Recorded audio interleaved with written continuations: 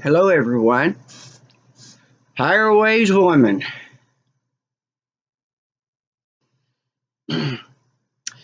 One of my one of my IDs in working with brain tumor organizations, because I've worked with a lot of medical, and government offices, departments.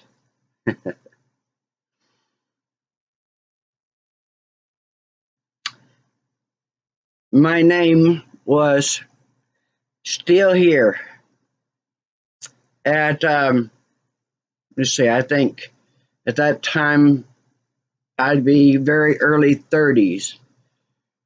That's when I had battled a fatal diagnosis. Um, as many of my friends and those who care about me, who are in my group, my soul tribes, know that I was in medicine. I was a student in medicine. I had just a couple years to go before I would have my doctorates in radiology and gastroenterology.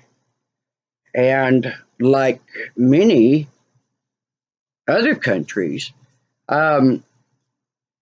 we too here in the United States graduate with multiple degrees. Israel, it's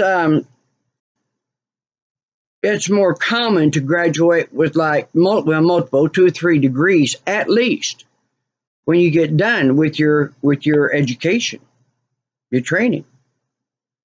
They try to always here in the United States make us think that yeah, one, just go into one thing. No, there's nothing one thing about this world.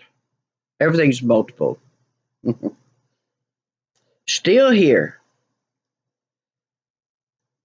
I where I went to and where I came, where I was taken down to. I hold a record. I hold 2 records in medicine. 2 records. And by March of 1991,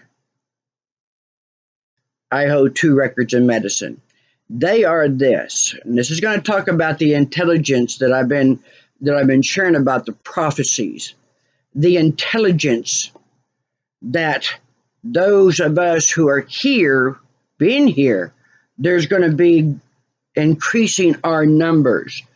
And this is why the other ones, the idiots, are over there with their implants and nanotechnology and poisonous food going, take them down, there's too many of them. Yeah, don't you pay any attention to the ancient songs that said, if you do this, then there'll be 10,000 of us?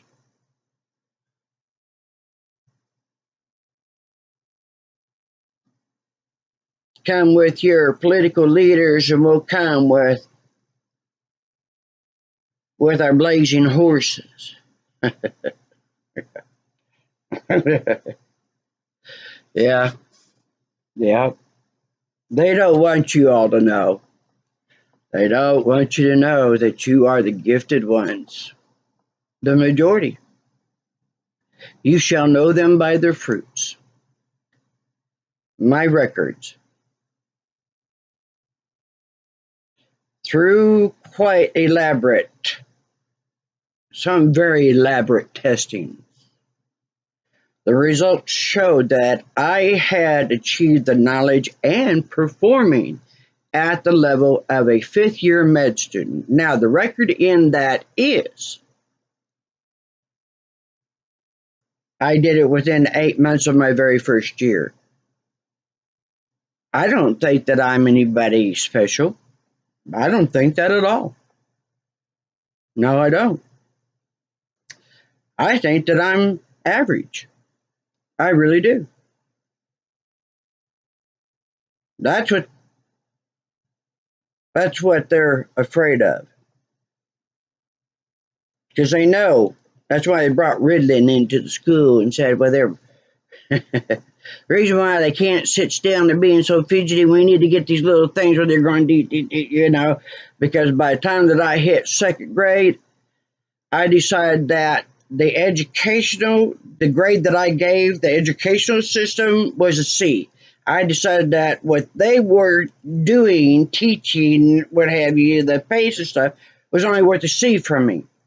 I got tired of all this work being so far ahead and thinking, we're going to go in there and we're just going to keep this going, only to find out, no, we're still 3, 4, 5 chapters behind, or 2, 3 grades behind.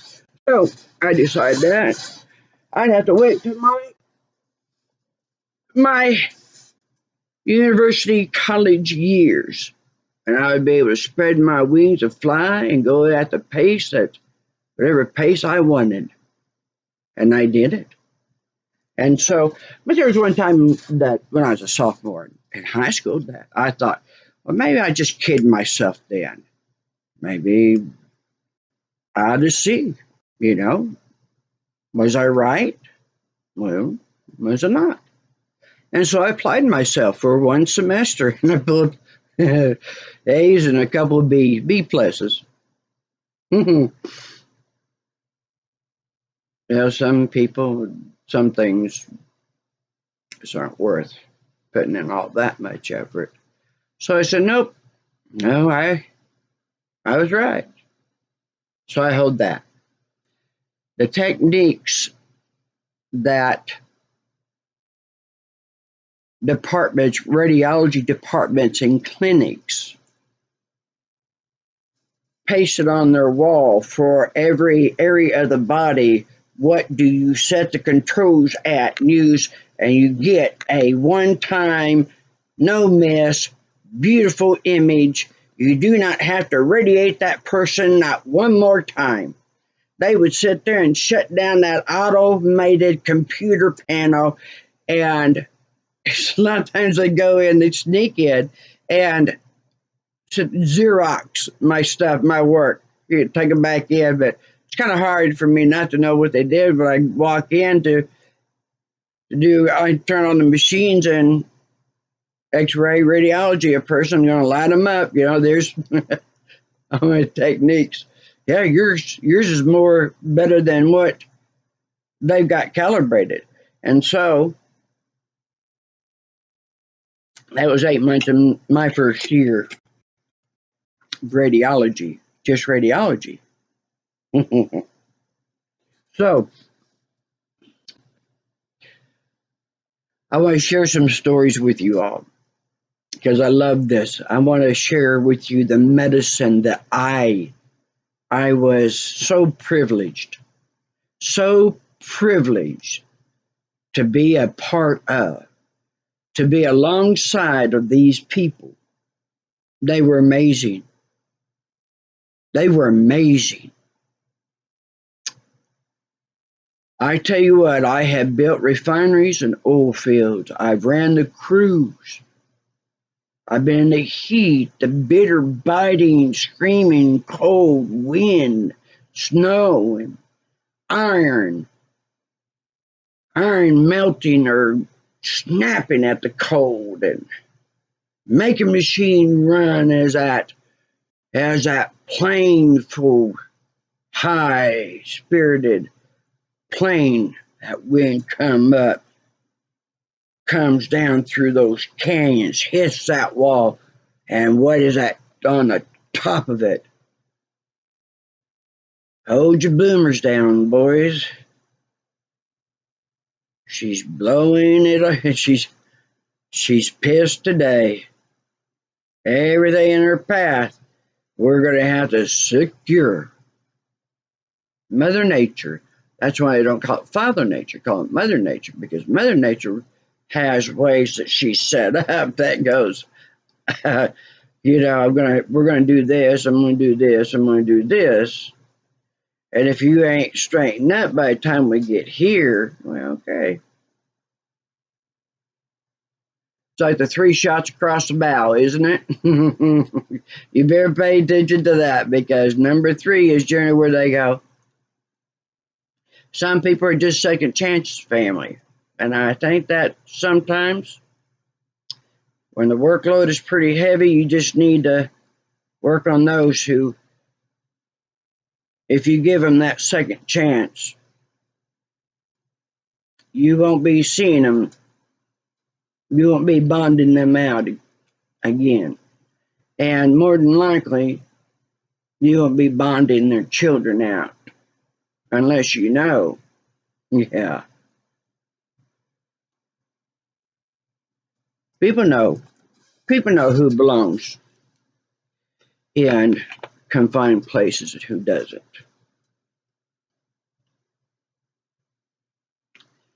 And being good in medicine can get you locked up. They can put you down and throw away the keys.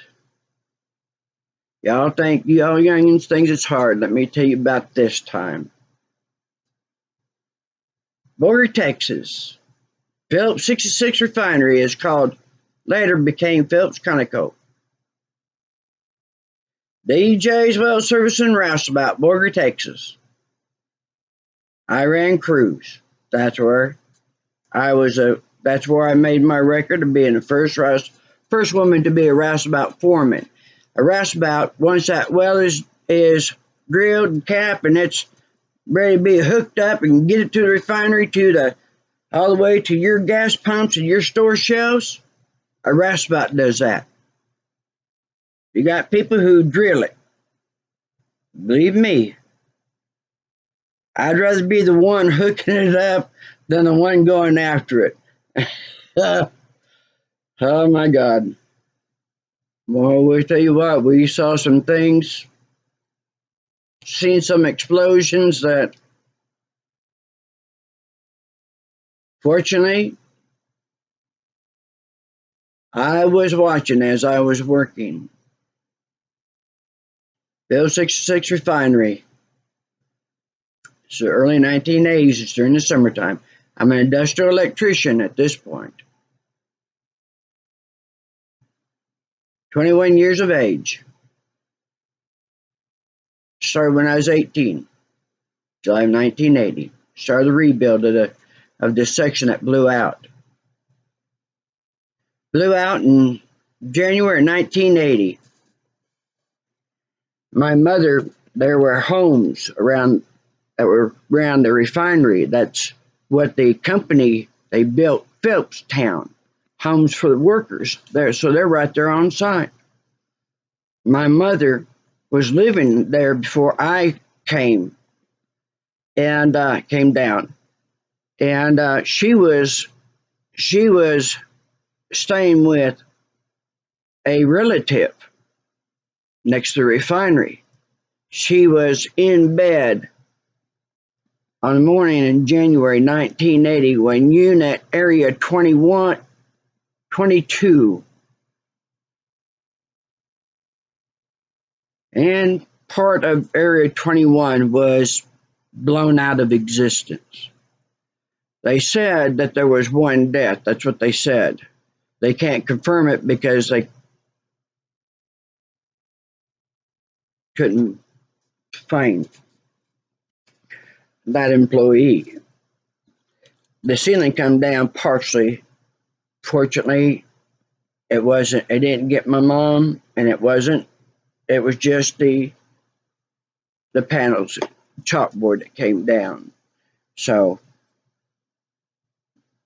just a little bit. But I had a cousin that was in a guard shack, and Mom made her wear a scarf.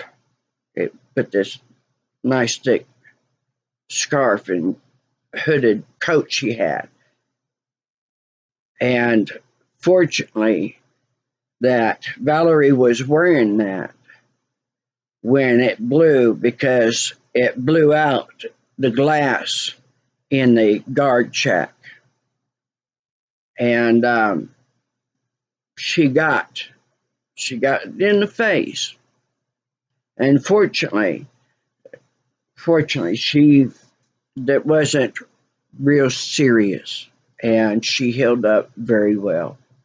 And so we never knew because at that time I didn't know where my mother was. And when I graduated, my mother contacted me, and I came down. I hadn't seen her 2 years. I hadn't seen, talked to her, and I come down, and we got a trailer, nice little place on the plains of Texas. There ain't much out there. I tell you what, it's just prairie grass and canyons. And by July, I think, June or July 1980, I was hired with Fish Engineering Construction. I was 18 years of age.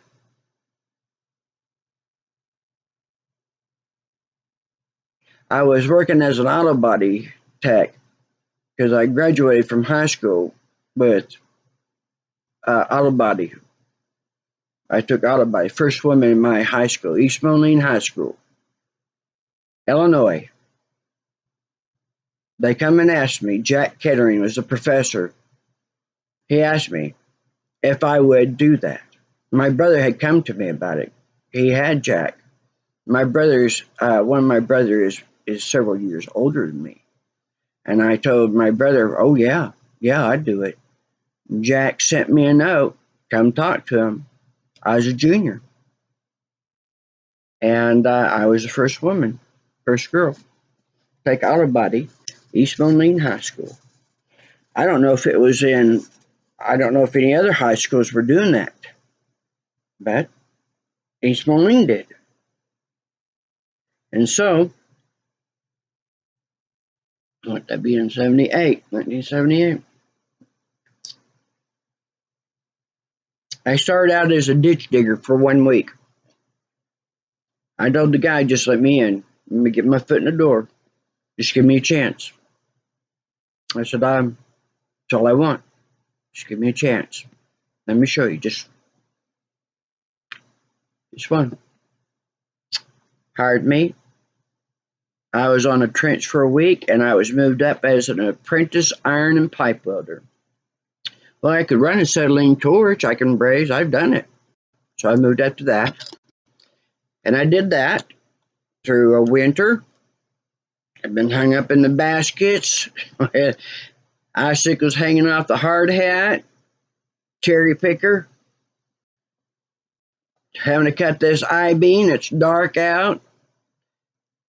Blizzarding, can't see nothing. And finally, we made these cuts. They took this beam down that was where it shouldn't have been. And when my welder said, we're done. We're done. I said, this had to be done today. We're done. We're going to go hide out till it's time to go home or time that they need us to get out there. And so we went hunting. Everybody was gone. We could figure out. We went 21 and they had tarped over a steam pipes. And they were in there and had spools. You're playing cards, drinking coffee, smoking cigarettes and sodas and telling stories. And yeah, we ain't going back out there no more. When I left there, I was an industrial, commercial, and residential electrician. And then I went into oil field. 4 months after, she can't do the work. She ain't gonna be able to handle tools. Gonna be problems with the guy. She ain't having. And 4 months later, I'm running crews. I'm a roustabout foreman, running crews in the Texas Panhandle. I'm building the oil fields. I'm building the lines, the tank batteries. They putting the Watt Superior booster engines on that plane so that oil gets pumped on down the line. And let me tell you what, those are engines that you see in commercial ships. Huge, huge. Some of them you walk into the cylinders. I sat there and from the floor up, I built the cement pad, set her down there, ran the lines all up into her and on out, down, over the canyons and stuff, and sat there and cranked her up. And I tell you what, she ran. She ran. And she was right there. She was right there on top of a mesa. And we kept telling those pumpers, you better get a shed around her. That wind comes up, and I tell you, I've had it. I've had it feel like a solid fist hit me in the chest. I was up on the very top pipes. We had these, what they call these cable trays, and it's cable lines. These trays are about 3 foot wide, and they're about 15 foot long. And they go on the very top of the I-beams, on top of the pipes, everything. They're the ones on the very top. And these things, you just grab by one end, you get them set up on that other I-beam, grab it, you take a step forward and throw it, reach that other I-beam. Well, as I was in the middle doing this, the Phillips 66 refinery, that wind came up that canyon wall, and there is a position when you're that high up, and I'm more on the outskirts, that I am in behind bigger vessels. And that wind hit me just like a friggin' fist, busted me loose.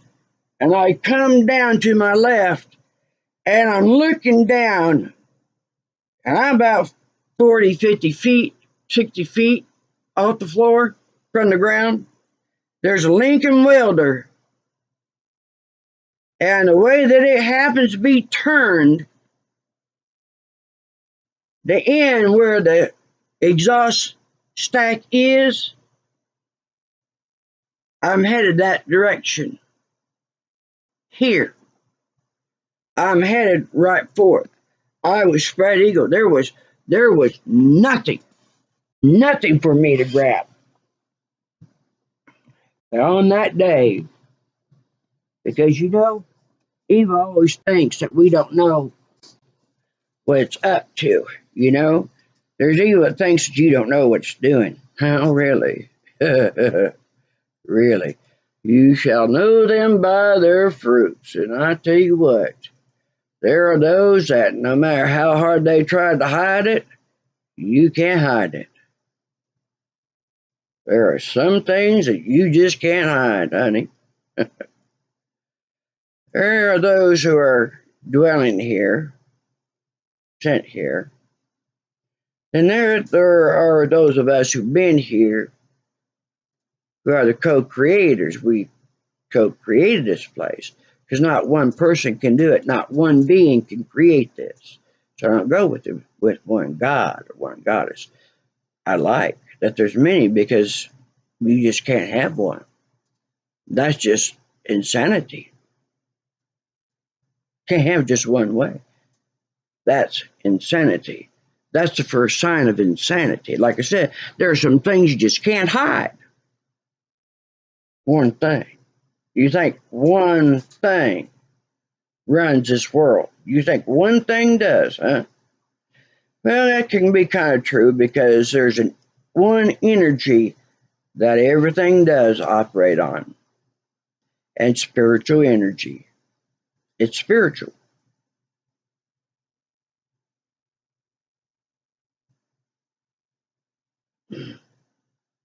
We designed this. All of a sudden, I felt me being jerked in, going backwards. There's Big John. There's Big John.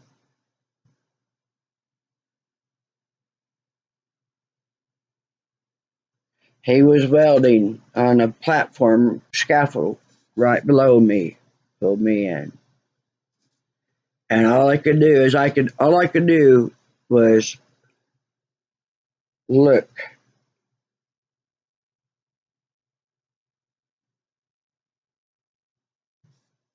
I walked to the end of that scaffold, and I went down that ladder I was walking across Area 22. One thing about talking about these kind of things, particulars, kind of like how military people could tell you whether a person served in the military or not because they ask them particulates. Because if you were in that, they'll know it. So they know if you're sitting there needing help, they'll know if you are a vet, if you're one of them or not, one of us. And all of a sudden, not my foreman, my supervisor, the supervisor over the electrical crew, the green hat, he's walking by and he says, "Where are you going?" "I didn't stop." "Home." "Well, it's not quite quitting time." "It is for me." And I just kept going. There's only about, I think, 45 minutes left in the day. And I'm allergic to alcohol. My mother, my sister are as well. I wish I was more like my. I get this over me. Get a little cool. Need to be a little on the cool breeze side today. I've been dealing with a lot of these tumors, and I've got one that's the size of my fist on my left shoulder blade. And when you sleep, you have to lay on your back, and that's not been so compatible. So we're working through it. I've been. I ain't done. I'm still here. I'm still here. But I tell you, little quick stop outside that refinery, just right there. I stopped by there in my 1979 CJ5 Golden Eagle Jeep. I got me a 6-pack, and I sat there and I drank about 3 beers when I stopped shaking. I put the rest in the back. I can drive home now. The second time I would experience something like that,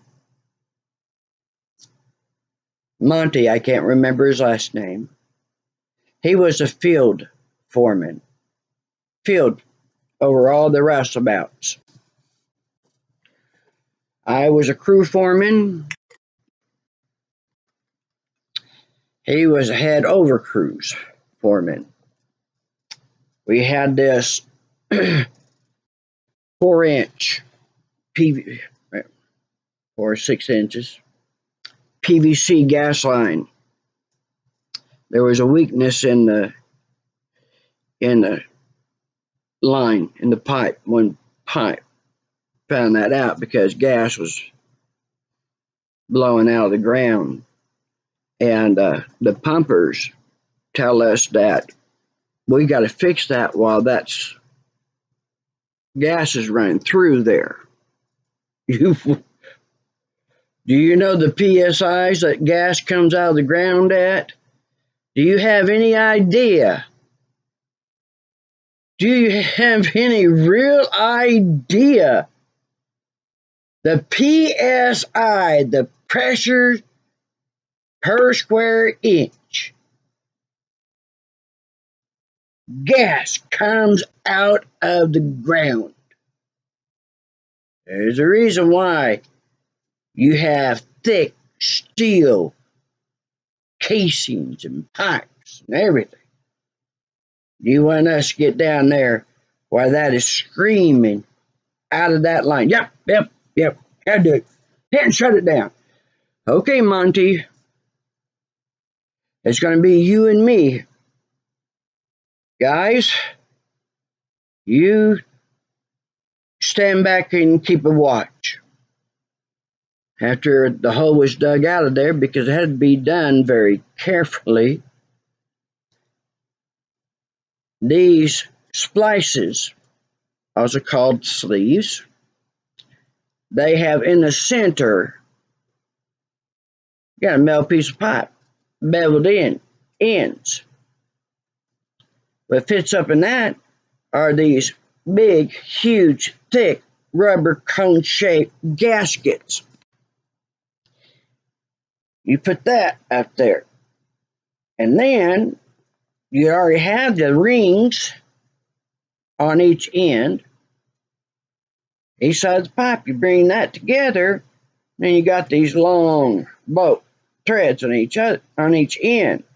And you run those through the hose, put that nut up in there, get it down nice and tight, boy, that seal, everything fits in there, and man, it'll last you over a century.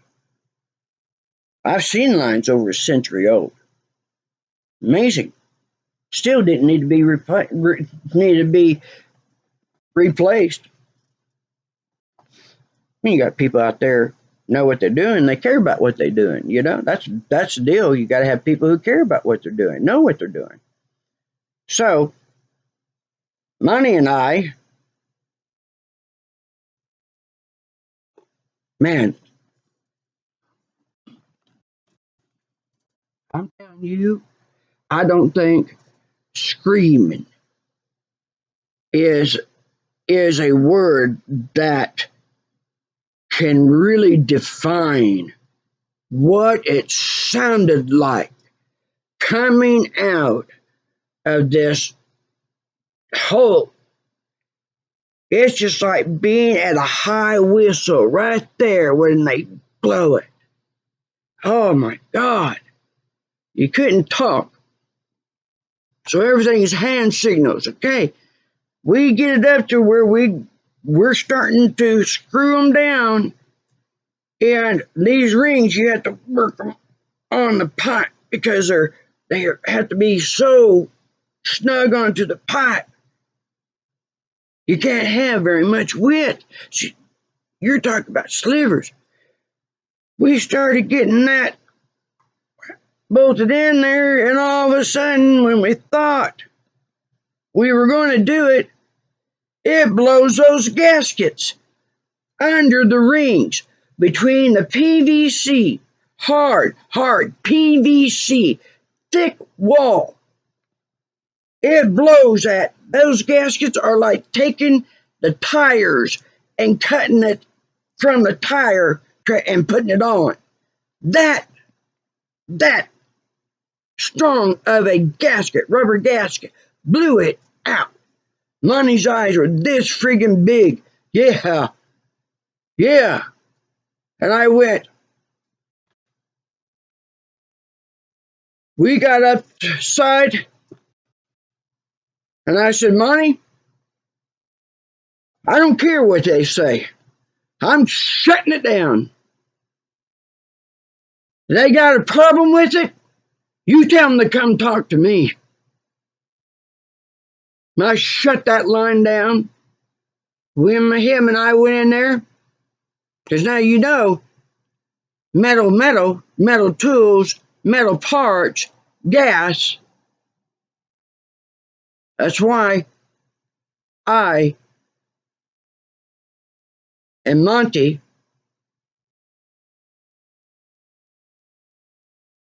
I wanted him in there with me. I didn't want any of the others. I wanted him. Because between us, it needed to be us. The others didn't need to be there. We got that done. We got that splice on there. Good to go. We go outside. I walk over to one of the trucks that were there. Yeah. Pumpers never said, I'm shutting it down. I went to one of the back of the trucks. I grabbed this cooler, put it up on top of the hood of the truck. Money, he's leaning there. You know, he's like this.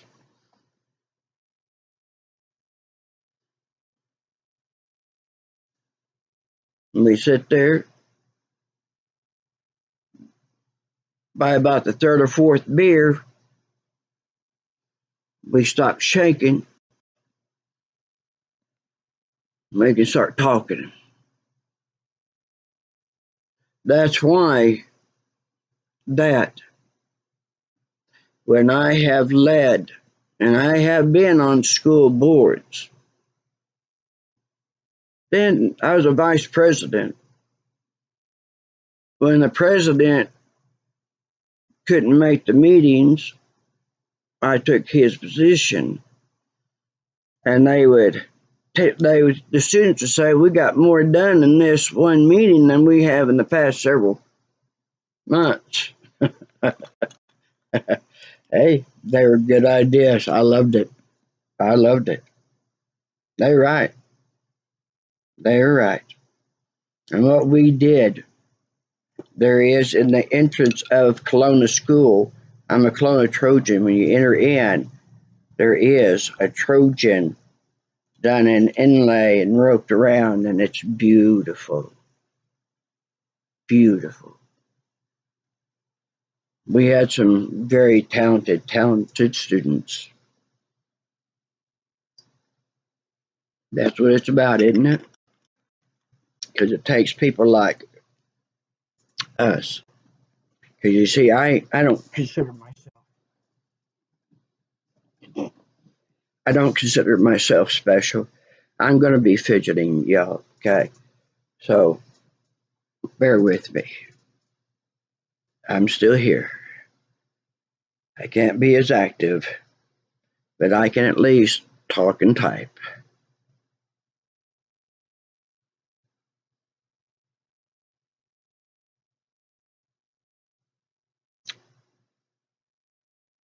I saw this welder cutting on a vessel,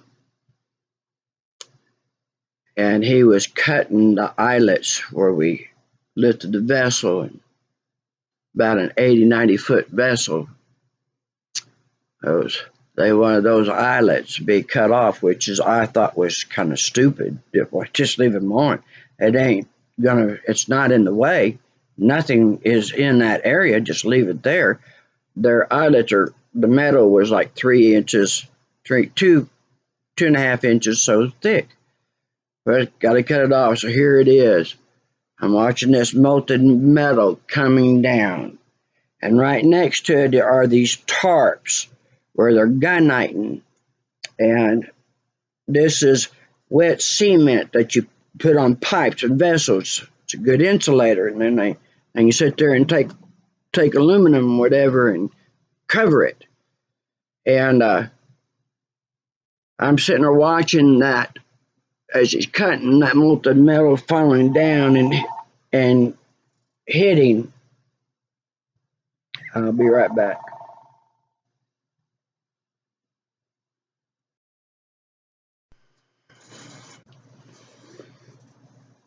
So I go to the foreman and I said, don't you think that we ought to put something underneath him so that where that slag is coming down, that, that I'm going to go anyplace else and catch anything on fire? And he sees that and he goes over, and unfortunately, the one who was sent to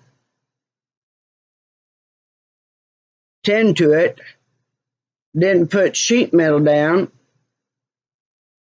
He put plywood.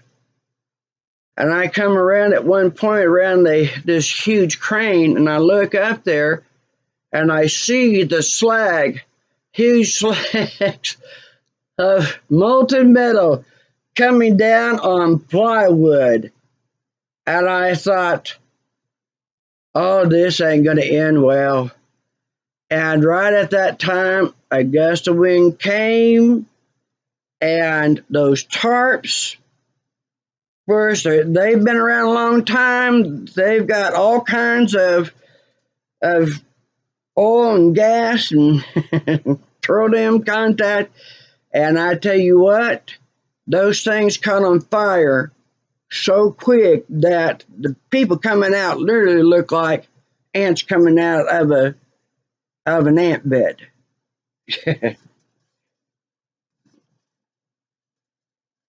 Yeah, that's why that you always watch while you work.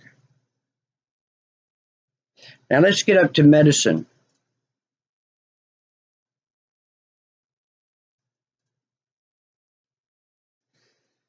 I was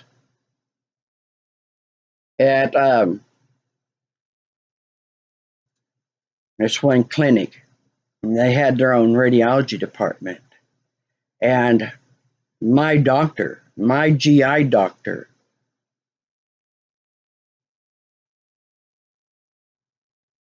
he was at that clinic.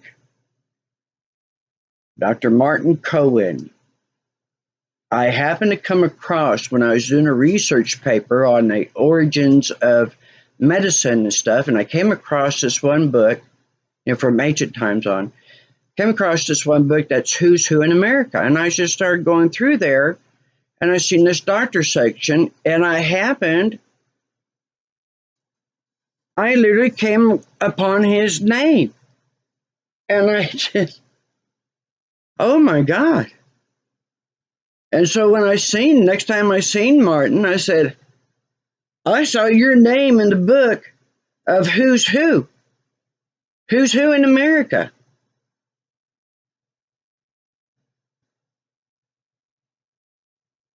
Do you guys know that those books exist? Yeah. It's like the book of life. That's another name for a book of life. Uh, okay. I'll be right back.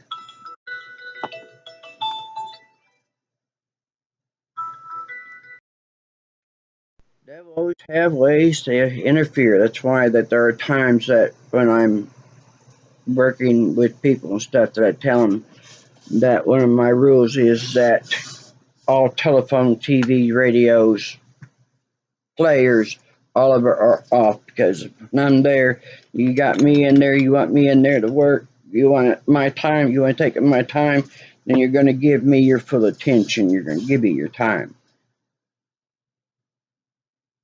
Yep, that's what the devil does. So let's go on with this, because you need to know where I'm coming from, so you know where it's all going. That's one of the things that my angels were, my guides, my soul tribe were talking about last night. Because I'm writing a lot about my life. And it's a good way to leave the knowledge and the wisdom and the information, and to remember, because what you think does matter, and they know this. And so that's why that you see so much going down, because they've got all this crap that they're just nonstop music videos, movies, and on, all this stuff that just constant saturation. It just shut up. Just shut it up. Cut it off. Cut it off, folks. Cut it off. Listen. Listen. I remember what I said. I do not think I'm special. I think I am average. I think I am normal. I think I am common. You bet I do. Because I know I'm not. Because I know that I can't.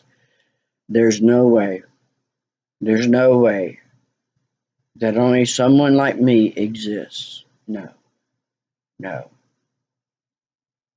There are so many of us, and we are inundating this world.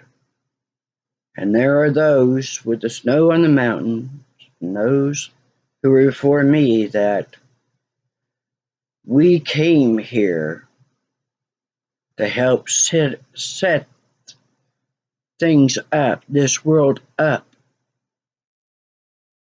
for your arrival, because there are what are called waves.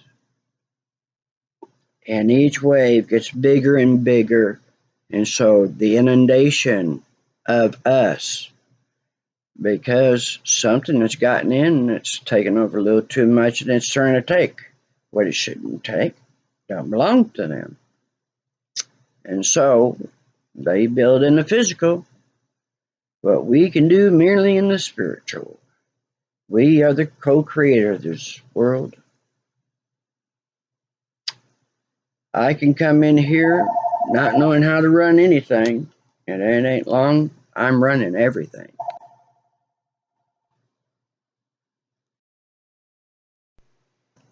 So this one day,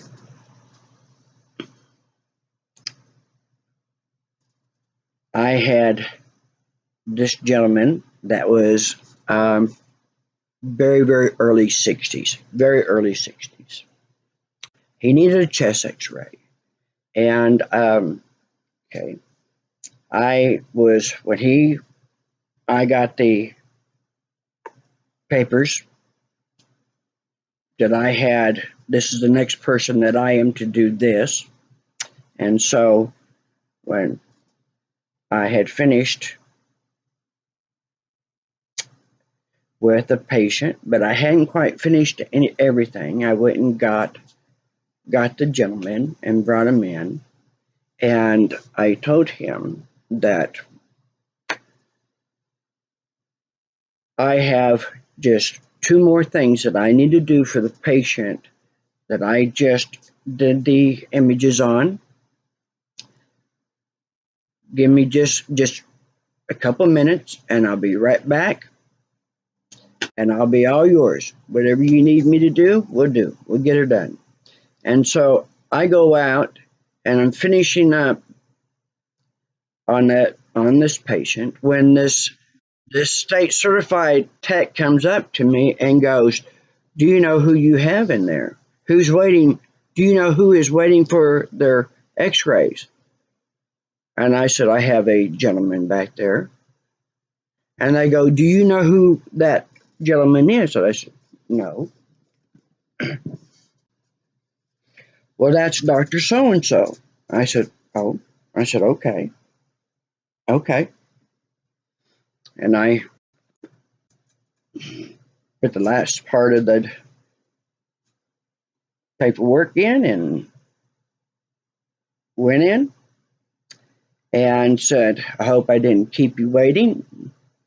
I said, "Are you ready?" And give you your choice. If you want to have a gown on, we can do that. Or if you're comfortable with taking your shirt off, I'm very comfortable. That's why that I love jobs that were mostly male dominant.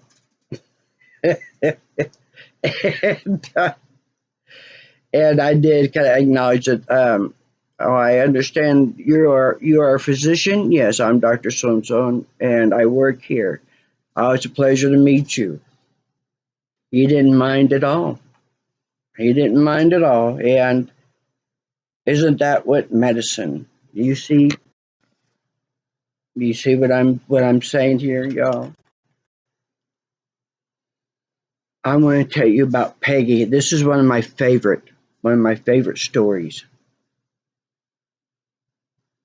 Peggy was a young, about 27 year old young mom. She had stage 4 ARDS, adult respiratory distress syndrome. When you reach the 4th stage, when you reach that, we don't see them come back. It's like when you have to sit there and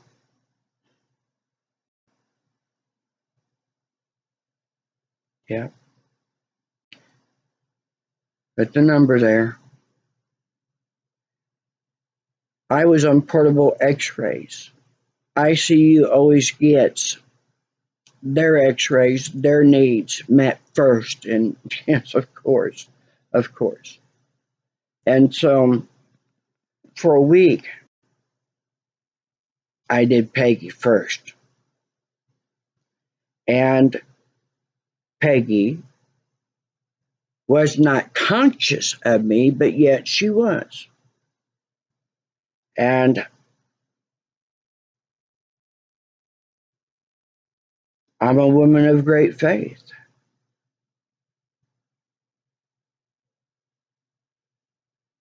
There's one day I was having such a time. How this systems work, and it had this backup system, and if that didn't do it, then it had another system, and if that wasn't, there's a failsafe for it. And that one, it was like I was having a time trying to understand, and I just sat there and I sat back and I looked at these books, and I said, God, y'all, God, you created. You too, Mom. You created this. Nobody knows it better than you do. And nobody probably could explain it to me better than you can. Help me to understand this. And I just sat there. And all of a sudden, it's like,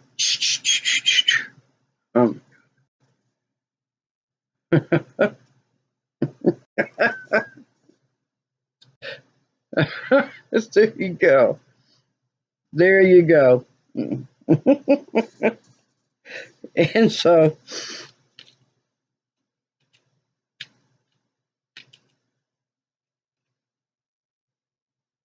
that's how I learned 5 years of medicine in 8 months' time. I come in off the weekend. Hit that portable. This is 1991, folks. Old portable machines. And I got down to Peggy's room, and she's been my prayer. My husband and I have been praying for her. My friends, we've been praying for her. I come to that room, her room, but she had one come by herself. Come to the doors, and here's her room, and then the nurses, and then the glass room of the other IC room. She had the corner one. And I go in there, and I just stop dead in my tracks.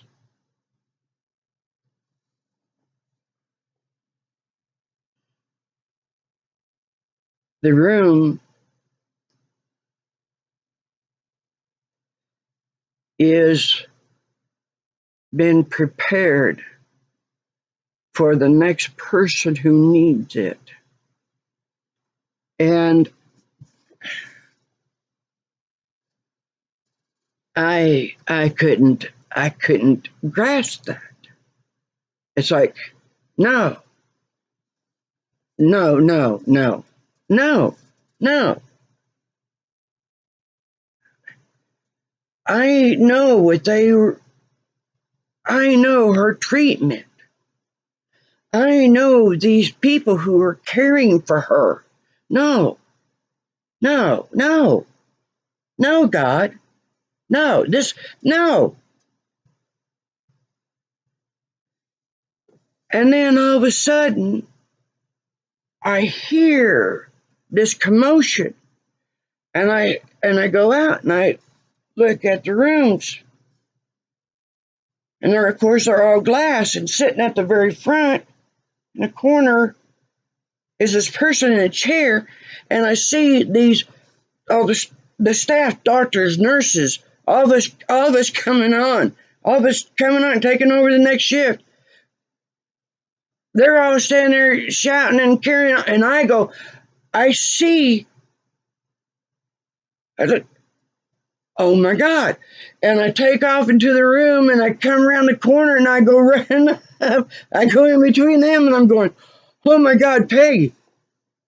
Oh my God. Oh my God, Peggy. And she's got this look on, this expression where she's She's bright eyes. She has this wonderment, you know. She's just looking at everybody and everything, and we start grabbing each other, you know, and hugging each other, and we're jumping up and down, you know. And it was like this was the coolest time. This is awesome. This is so awesome. I don't want to be anywhere else. I don't want to be anywhere else. I don't want to do anything else. Please, God, please, my beloveds, make it where I don't leave this field. I want to have as much of this as I can get to experience. Stage 4.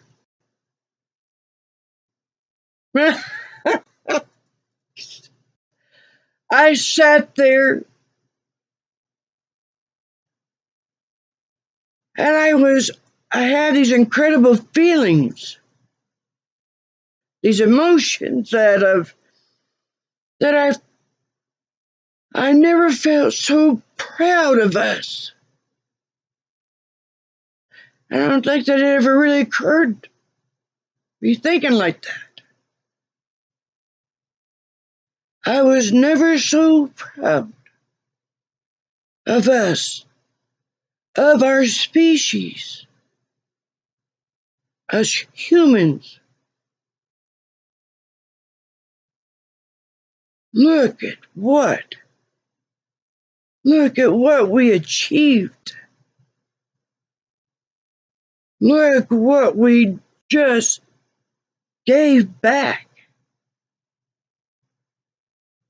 So you know, when people tell me that they don't matter,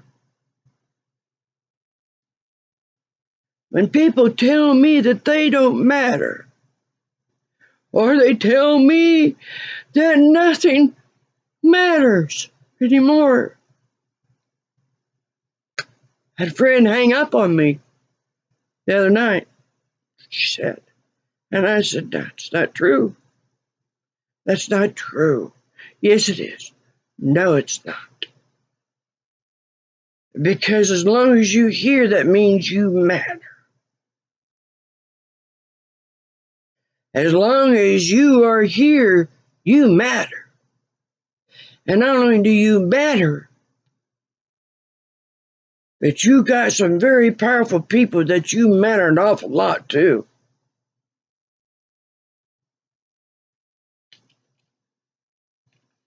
And try to keep your eyes on that. You know, sometimes we need that reminding. Because even as strong people, you know, everybody does. And it don't matter who you are. It don't matter who you are. And it really don't matter where you are.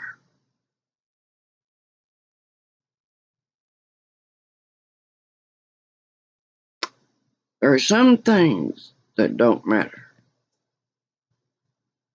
What don't matter is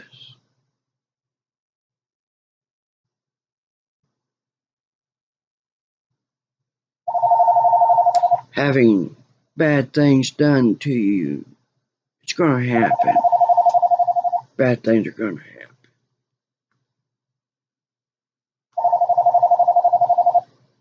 Yeah, they're messing, aren't they?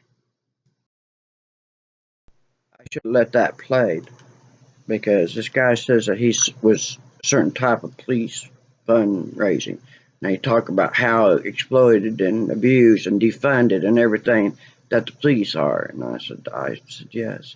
I said, we all are. We're all doing that. And I said, yes, I know, I'm very well aware of it. Because, you know, I helped get Elk City Police Department. They used to be issued a $2 poncho. And that's that was their all-weather gear.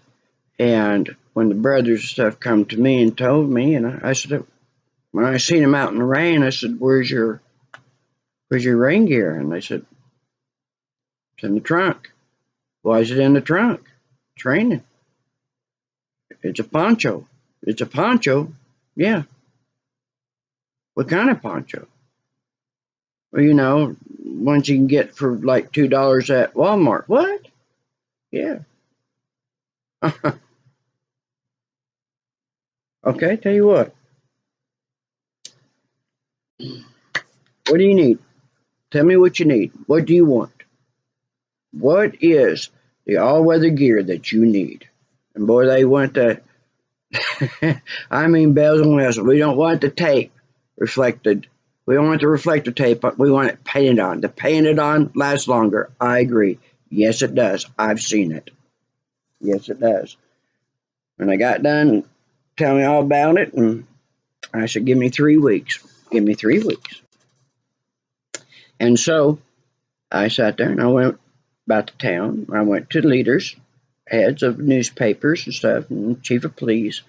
And in 2 weeks, every officer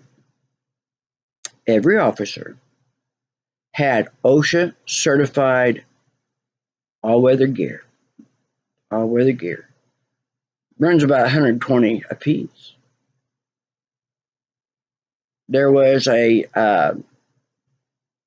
police supply store gentleman there that reduced it down to $50 each in free shipping to outfit everybody. We're going to get them outfitted, and we're going to have some extras. 2 weeks. 2 weeks.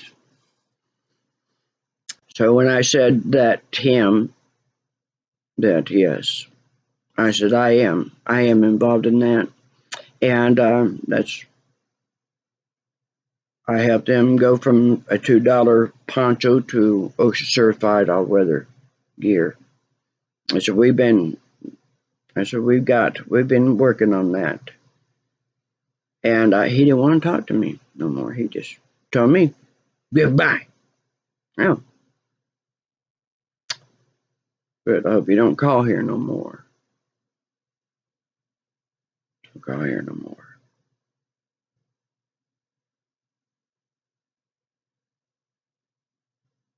Yeah, everybody gets beat on.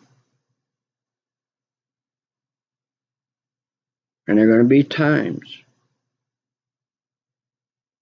times that the strong need your understanding, and they need your help. Because sometimes even we can't see the future. But you see, life is these undulations. That's the way it rides. That's the way it rides.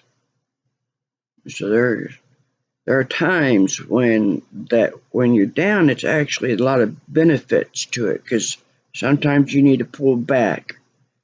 Sometimes you don't need to be out there so much. Sometimes you need to be just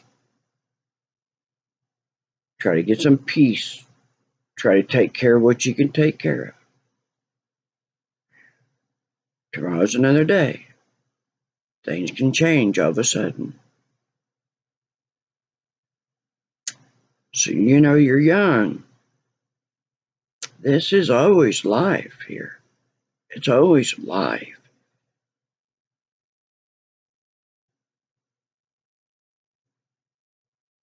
We do matter.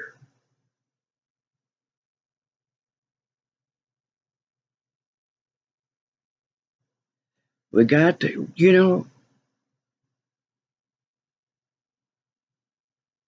lifting up. Lifting up.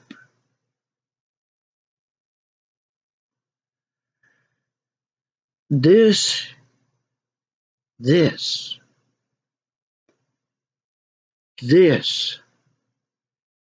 what, this is where we need to be. And I'm seeing much more coming in. And there is this lifting up because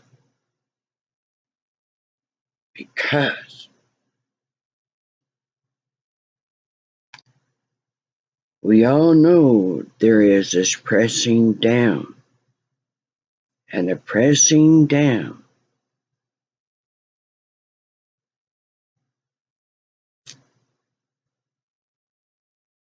you know, I knew when I was a child there were things, the saying that goes, there are some things you wish you could unsee. Yes. There are some things that should never be seen.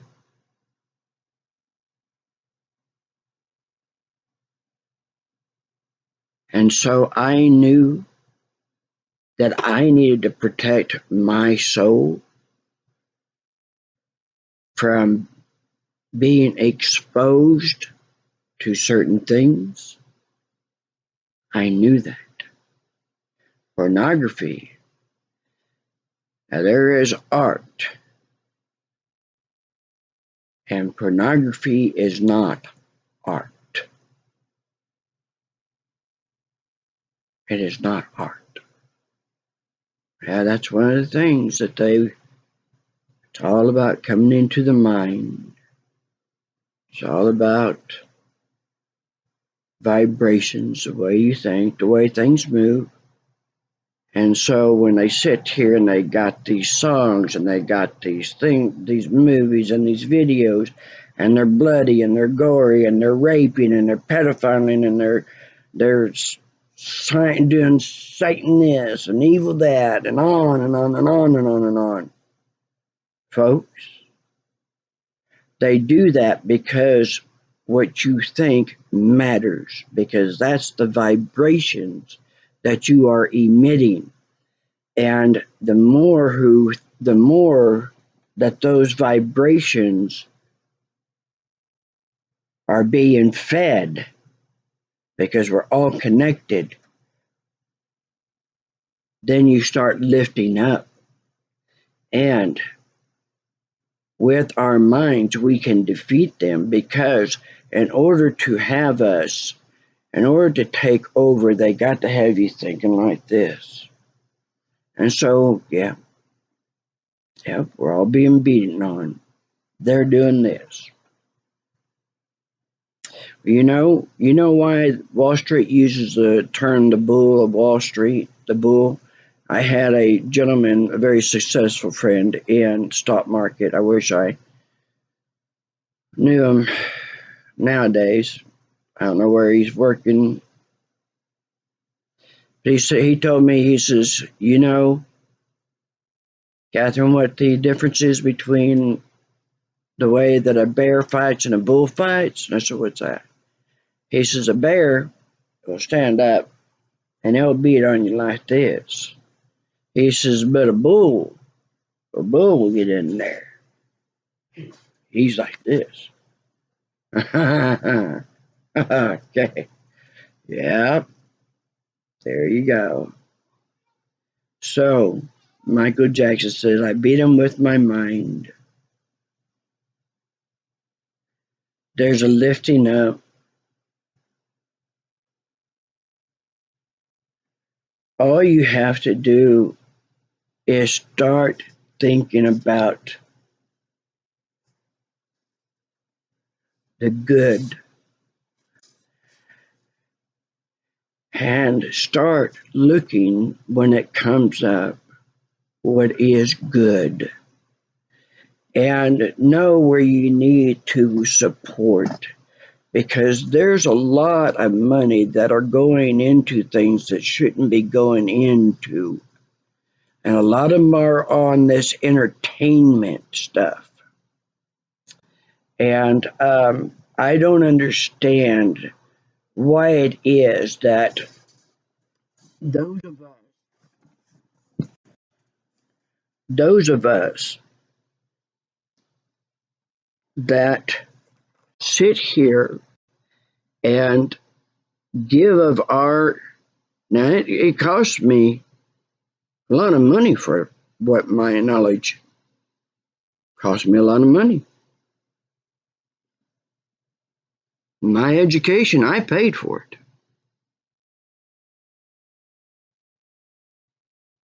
And I'm not just talking about medicine. I was in criminal law before I went into it. I had 1 year to graduate. I was already hired by some police departments in Texas. Wanted me pretty bad. I had 1 year to go when I went over to medicine. That's not something that's uncommon.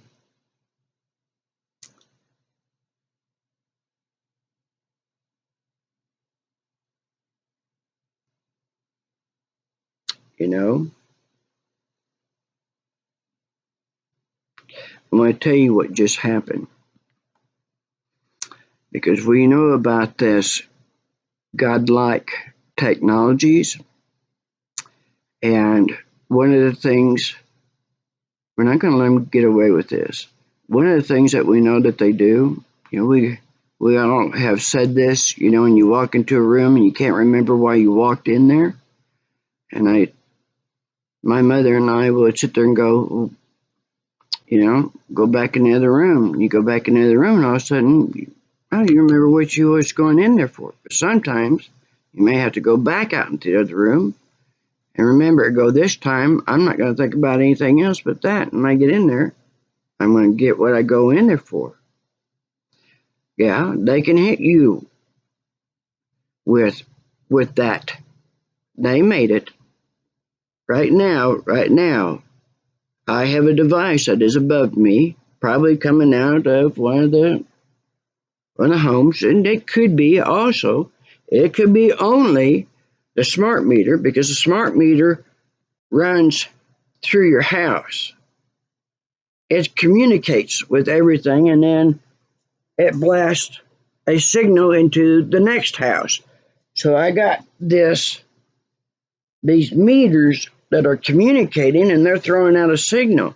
Now, every time that this goes off, it means that I am being hit with a signal.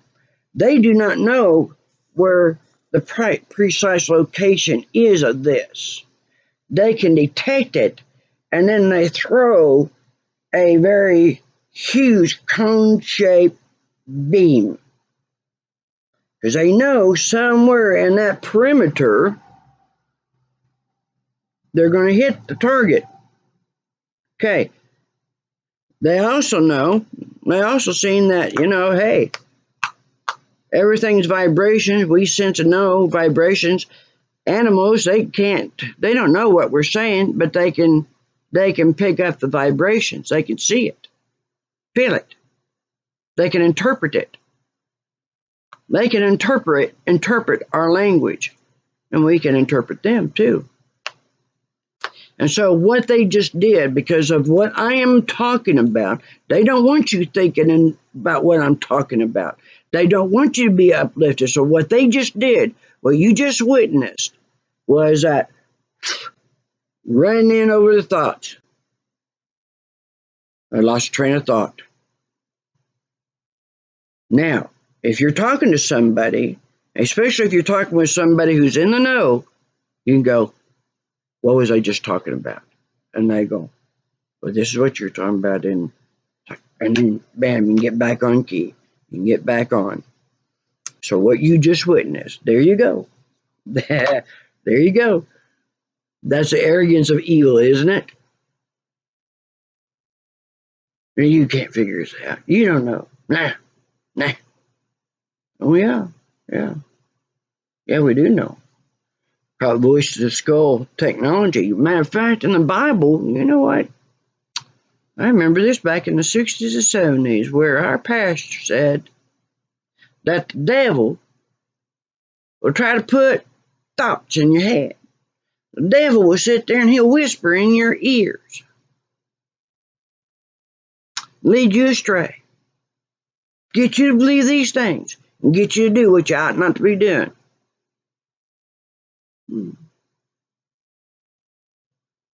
Well, it was also back in the 60s and 70s that it was discovered that there are these implants. Now, Shirley MacLaine and Lucille Ball can tell you there's an interesting story about them. You may not have heard this. Lucille Ball, after she had some dental work, she was picking up on a radio signal. And what she was hearing, well, she took it to some certain people.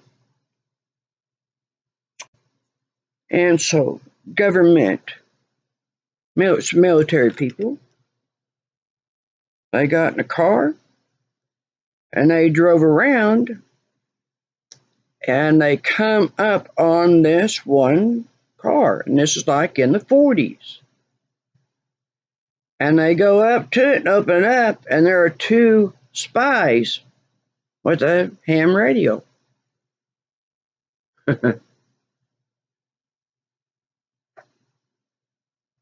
Lucille Ball is a war hero. How did she? Now, what was it? How was she able to all of a sudden pick up on radio waves and hear what they were saying and be able to locate? Now, I know that isn't the only thing that she was hearing, receiving. Kind of foolish, isn't it?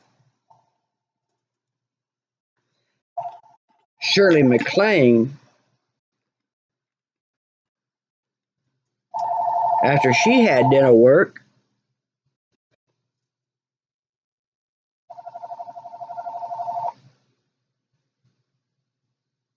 one moment. That was automated, please. Same please one, Okay. So Shirley MacLaine, Shirley MacLaine picked up radio stations. She could hear music. And after that got out, she had some dental work done. Now, this is in the 40s.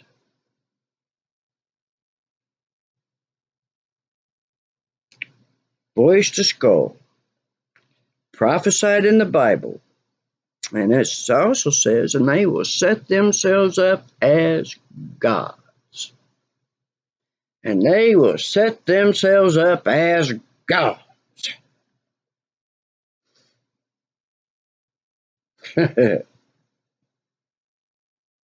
Really? You're going to set yourself up as gods?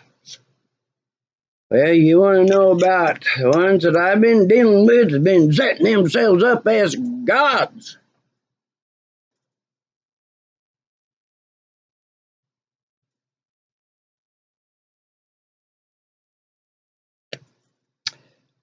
I was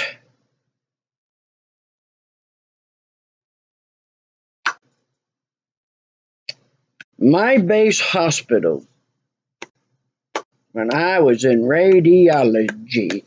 My base hospital, my hospital, where I was being trained by some of the most caring, compassionate, Marcus Wilby, MD. I would love for that show to come back, and it needs to be on. Get this other crap off. Bring back some of these like Emergency Adam 12. These kids need to be seeing this. They need to see it. because this is who we are. Set themselves up as gods. My hospital in a metropolitan city. We got the first MRI.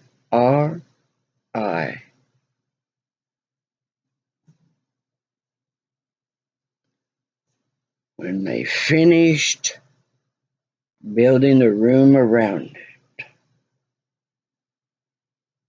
we walked in, looked at all this control panel, and we stepped into that inner room. Magnetron.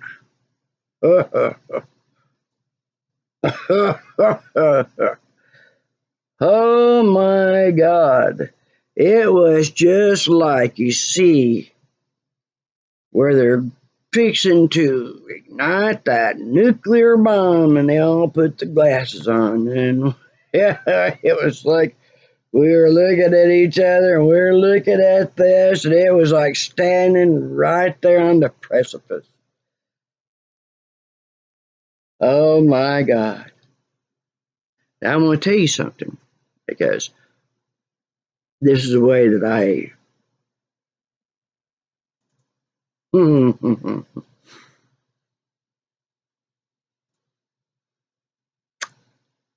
asked these doctors of radiology, especially the ones who have been in it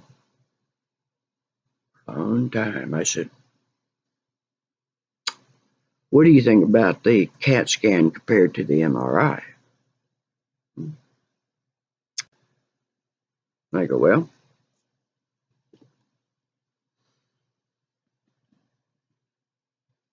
needs to go to the dump.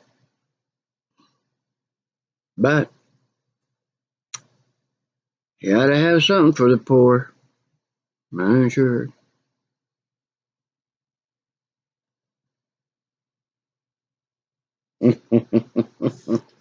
What did I just say? That MRI in 1991 could pick up a problem in the body. It was so sensitive. It produced such incredible images that it can reveal a problem before it's had time to develop any symptoms. Well, that means that, man, you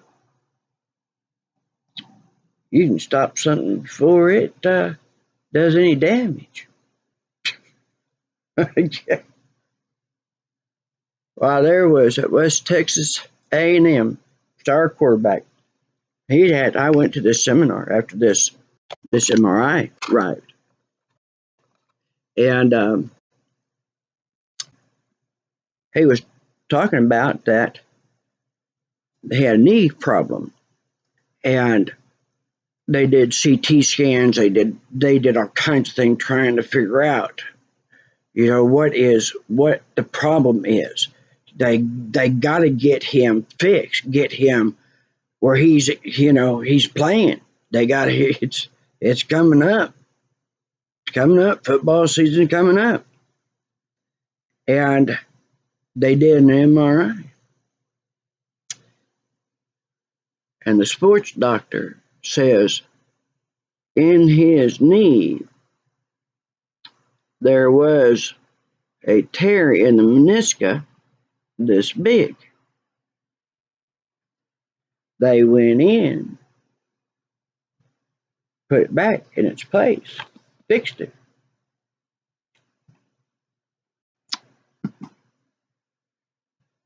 Come time to get on the field, he was on the field. He was back in the game. An MRI.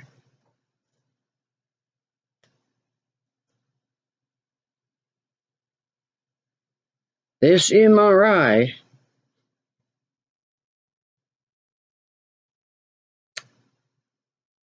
We're all the time sitting there hearing about doctors, people who'd forget when they go into the room. No, wait! And there goes hemostats and anything, everything is going to the MRI machine that tests a magnet, and here comes a gurney, or there's a wheelchair, or the one you really don't want to see and have heard about, oxygen tanks coming to the wall are being blown back out through it, coming in and exiting. Yeah, yeah. The thing that we sit here and I wonder about, is how is it? How is it? I've seen MRIs. I know what right now. I know what the top MRI can do. I've seen the images of it, and and I sit here and I go, why in the world is there so much pain, suffering, injury, woundedness? Why? Why? One of the reasons why I found out why?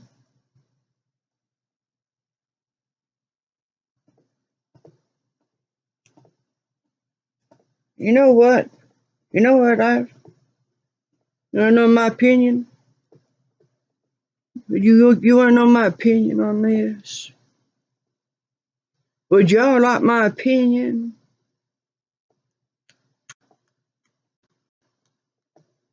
I think the medicine of today, I think there's a whole lot in there. Y'all suck. Y'all really suck. God dang, you suck. You know what? I was watching this one documentary called Mississippi Goddamn. And I listened to that song. You ought to look that up. I love the way she sang it too. The very first version I heard of it. I liked the way she sung it. Mississippi. God damn. Yeah. Do you know? Do you know?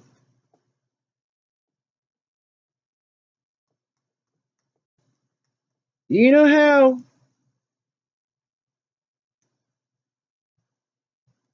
we take care of things?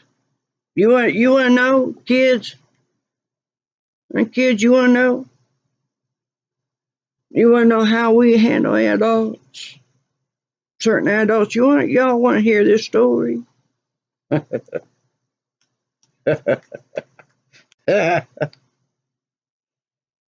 Now, men and baby, I know men. Why do you think I worked in a man dominant? Now, males and females, those are the ones that go, we will set ourselves up as gods. And the men and women go, yeah, yeah, really. Me. Yeah, we go real over you. Really? Yes. The men folks, they hear of a husband, father. He ain't doing his wife, his children. He ain't doing He ain't doing right. There's some big problems there. So they go over there. They get together, pay him a visit. Come out and sit down and have a talk. Have a talk.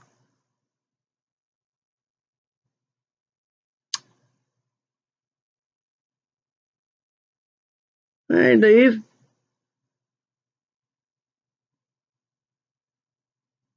He ain't done right. Straighten up, fly right. They're coming back for another visit. He going to take a ride with them. They ain't asking. They ain't asking. They go for a ride. Bring him back. Oh, he's alive. He's alive. He got to know what it was like.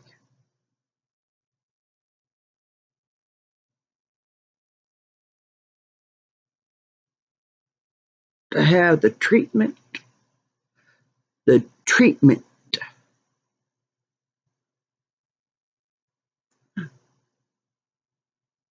I can treat you however I want to.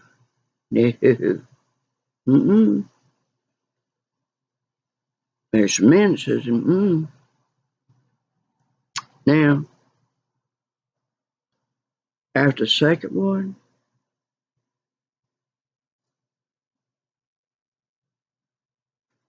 that third one, you ain't lined out. That third one, there just might have to be a summer barbecue, community barbecue. Get the beans and the pork. Get the big old pot out. Time to have a big old community barbecue. We got some good ribs. Rump roast. Time.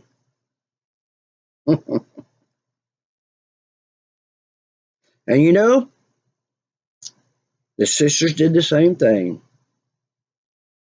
Us women, no, no, no. As women sit there, that child's running around in soiled clothes. That child is running around. And where are you? And this is the one where that kids can get into things. No, this is one that you just go that kind of deal. No. Women will sit there. We're like the men folk. Really?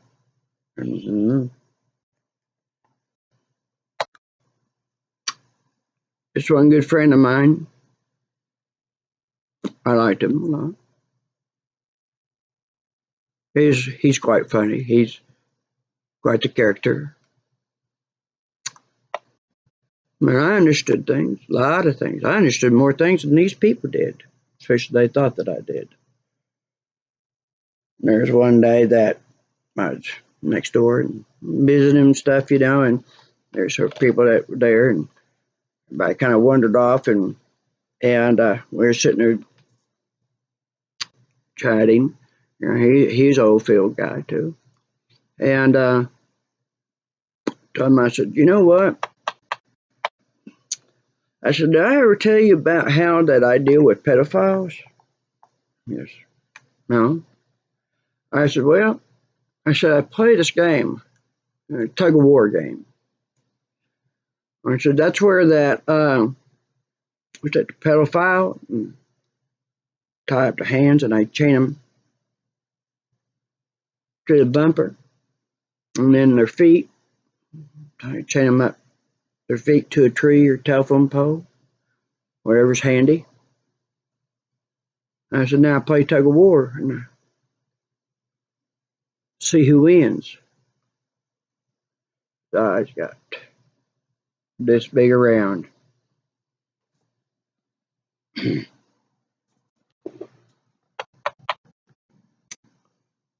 There are those that, I know a lot of motorcycle. I grew up around motorcycle gangs and stuff. I know the people.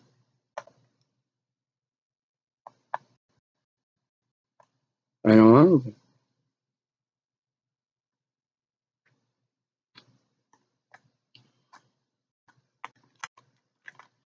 I get along. I get along with a lot of them. You know why? Because evidently they got to be a whole lot like me, huh? You think? Hmm? Yeah. Hmm.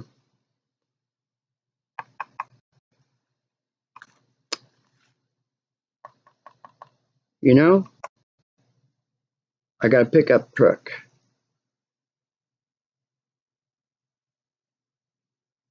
They don't like me having that truck. 'Cause,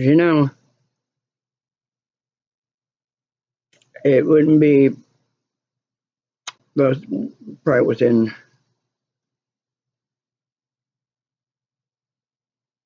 a couple of years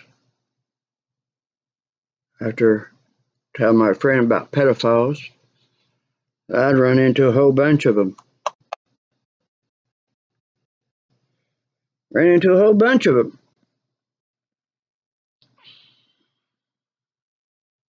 Ran into a whole bunch of them.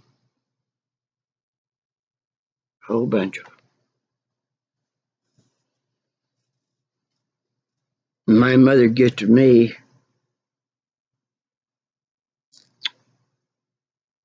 a GMC 4x4 Gladiator step side 4x4 truck.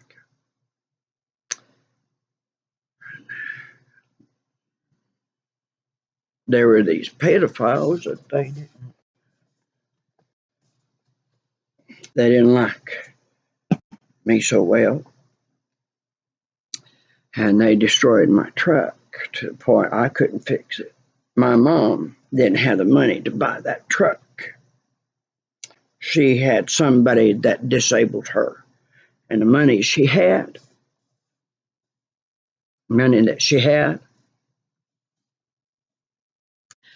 I could hardly believe the day. I could hardly believe the day, because I'm going to tell you now, they don't like people like me, because they thought that I'm one of these people that they set themselves up as gods.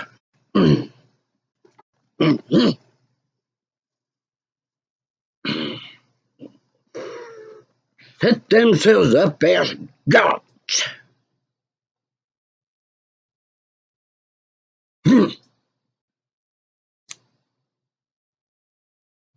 They sat there and punched the lines in that truck. Ran me off into a dry riverbed. Man, I'll tell you what. The darn good thing that I used to build some of the fastest street cars. Built the fastest street one here in Elk City in 1978. Actually 79. Brent Plumleen. Roger McDonald. 79 Trans Am.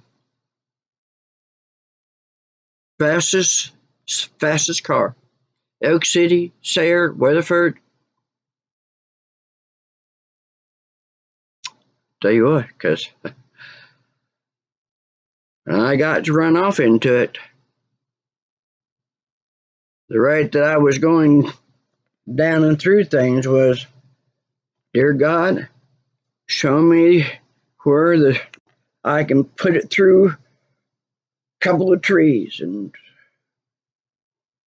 I did it. And it's tore up.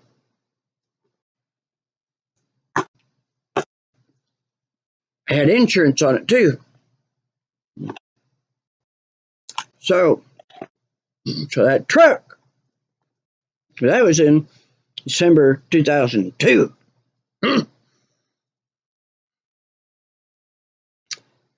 I just been not only pissing off the pedophiles. Now it's pissing off these doctors coming into Elk City.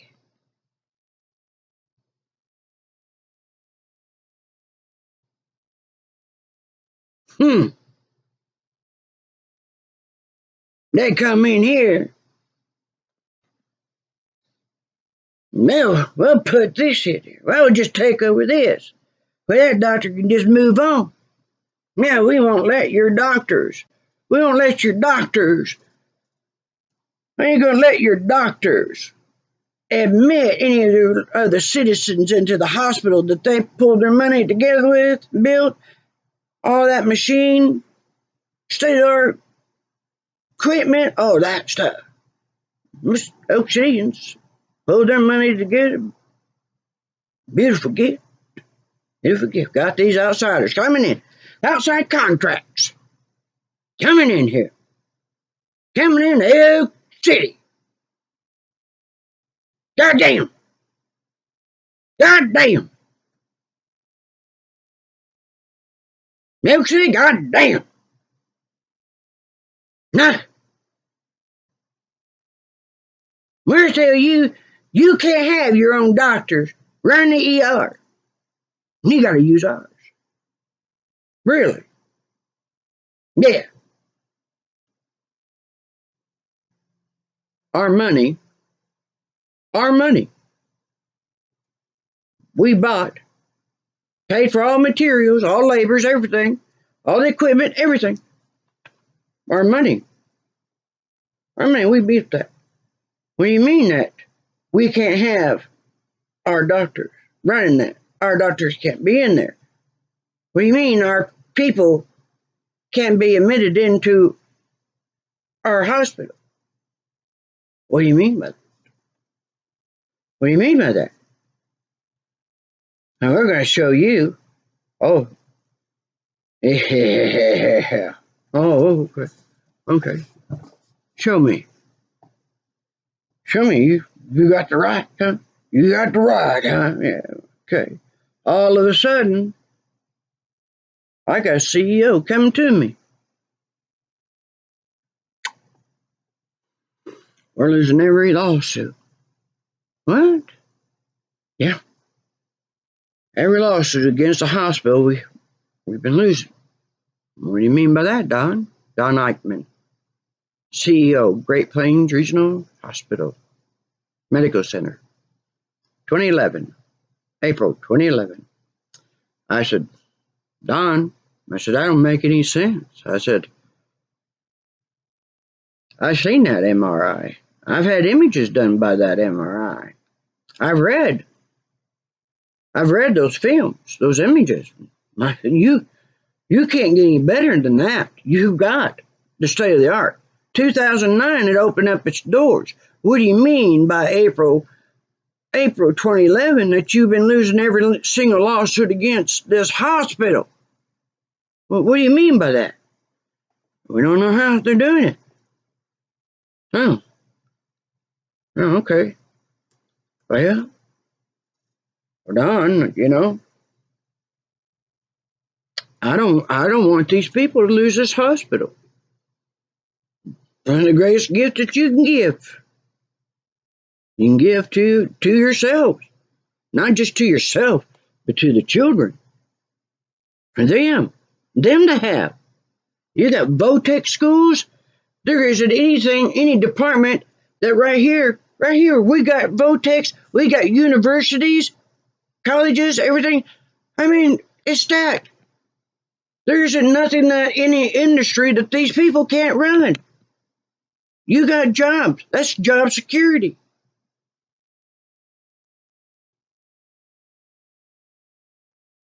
They're going to lose it.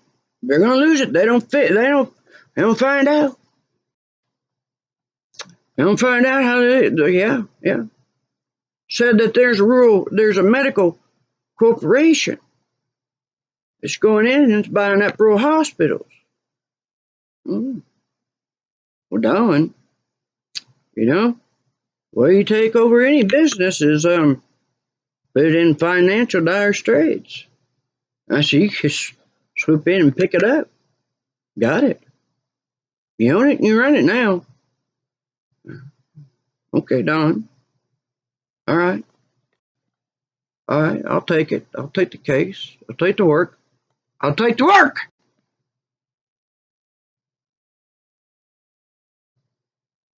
Milk City, goddamn. All right. All right. My money, my education, my knowledge. It matters a whole lot. All right. I get jumped. I'm taken by an ambulance to the ER. I know my foot is busted up. It's busted up. I know it. I've x-rayed. I've x-rayed feet like this. You walked in to this young guy, and I love his right foot. I'm looking at his foot, and I said, and this, I didn't wait for the doctor to tell him.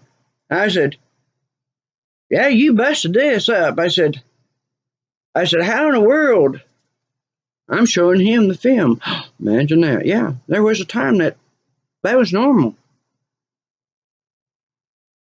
It was normal. So if you don't sit down with the films with people, well, that means that's abnormal. Medicine. God damn. Yeah. How'd you do that?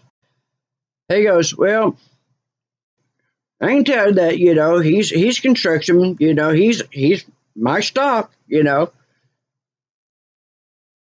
had took this metal pipe and he had made a barbecue grill. Yeah, that was real big. We were making them all the time back when I was growing up and in construction stuff. Yeah, they're great. They're heavy. They last. He said he was sitting there trying to get it to light the charcoal and stuff, He'd been working on it, just wouldn't catch fire. And he said, I just got so mad. He said, I stood up and I kicked it. And I looked at him and I said, tried to kickstart it, huh? He was cracking up laughing, which is a good thing because I tell you, the brother was hurting. The brother was hurt. He was like, he's probably about in his, early to mid 20s, He was hurt, but this was good. This is good. Yep, Kickstart. I said, I bet you ain't gonna be doing that again. He goes, no, sister, no. No. Okay. All right. You take care of. So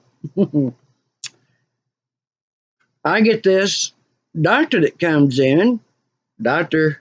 Troy, Jerry Troy.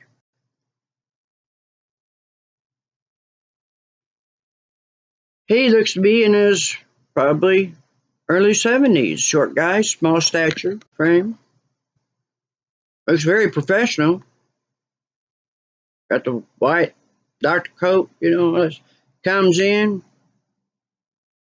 And now listen, when the paramedics put the inflatable splint on my foot, I had the sides, the railings of that gurney, and I was rattling it. And that paramedic, he stopped, and he looked at his partner, and he looked at me, looked back at his partner, and he goes, maybe let's take it off. And they took it off, and I went, yeah, okay. They knew it's broke. So this professional doctor in the 70s comes walking in. I already had the 2 x-rays done. That's what you do, the initial. When you suspect a break, come in there, 2 views. On those views, you decide what views you need to do, go from there. Okay. He starts talking to me in baby talk.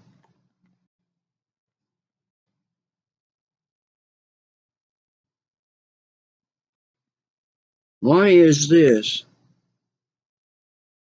grown man who looks to be a professional man I'm a grown woman. Why is he talking to me in baby talk? I'm thinking mild stroke, you know, little blood vessel, cerebral, hemorrhaging going on, or, adverse effects to some medication, drugs, you know. He wants to, is my little tootsie wootsy's hurting me.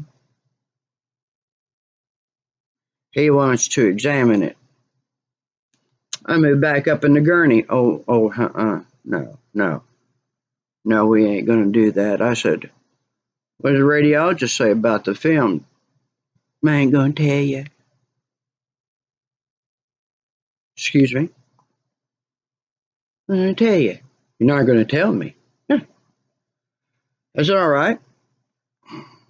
I said, I don't need the radiologist to read my films. I said, I know how to do it myself. I said, I like to see my films. Yeah. No. No. Well, I'm going to skip to the big part, okay? I go to a podiatrist. He's good. Dr. Bradley Nelson. I'm going to tell you who. I'm going to give you names. I'm going to name names, okay? Okay? Dr. Bradley Nelson. He's got an office over in Clinton, Oklahoma. He's good. He's good. He's a lot of fun. He's a lot of fun. He's the type of doctor you want. I've had him for a long time. Went to see him. He did his x-rays and puts them up on a view box, and we're standing there. And we sit there and we start naming the bones, and so you can do it the fastest, and who can, well, there, and that a break right there. Yeah, and I think there's one right there, And he won. There was a fourth one. It was a hairline fracture going down the metatarsal bone. Hairline fracture. He's like, yeah. The other ones were obvious, Yeah, that's pretty good, So I meet with Don, and I call him, set up. I go into a meeting with him, and there is a woman that is there too.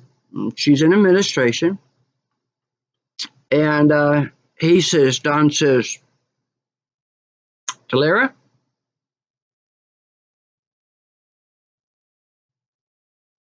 because I am Catherine Talera. Don. He says, I had an independent radiologist look at the films. Well, she did. I said, what is his conclusion? Does he concur? And he says, yeah. He says, it's busted up. I said, yeah, it is. Yeah, it is busted up. So we had the radiologist from the emergency room. We had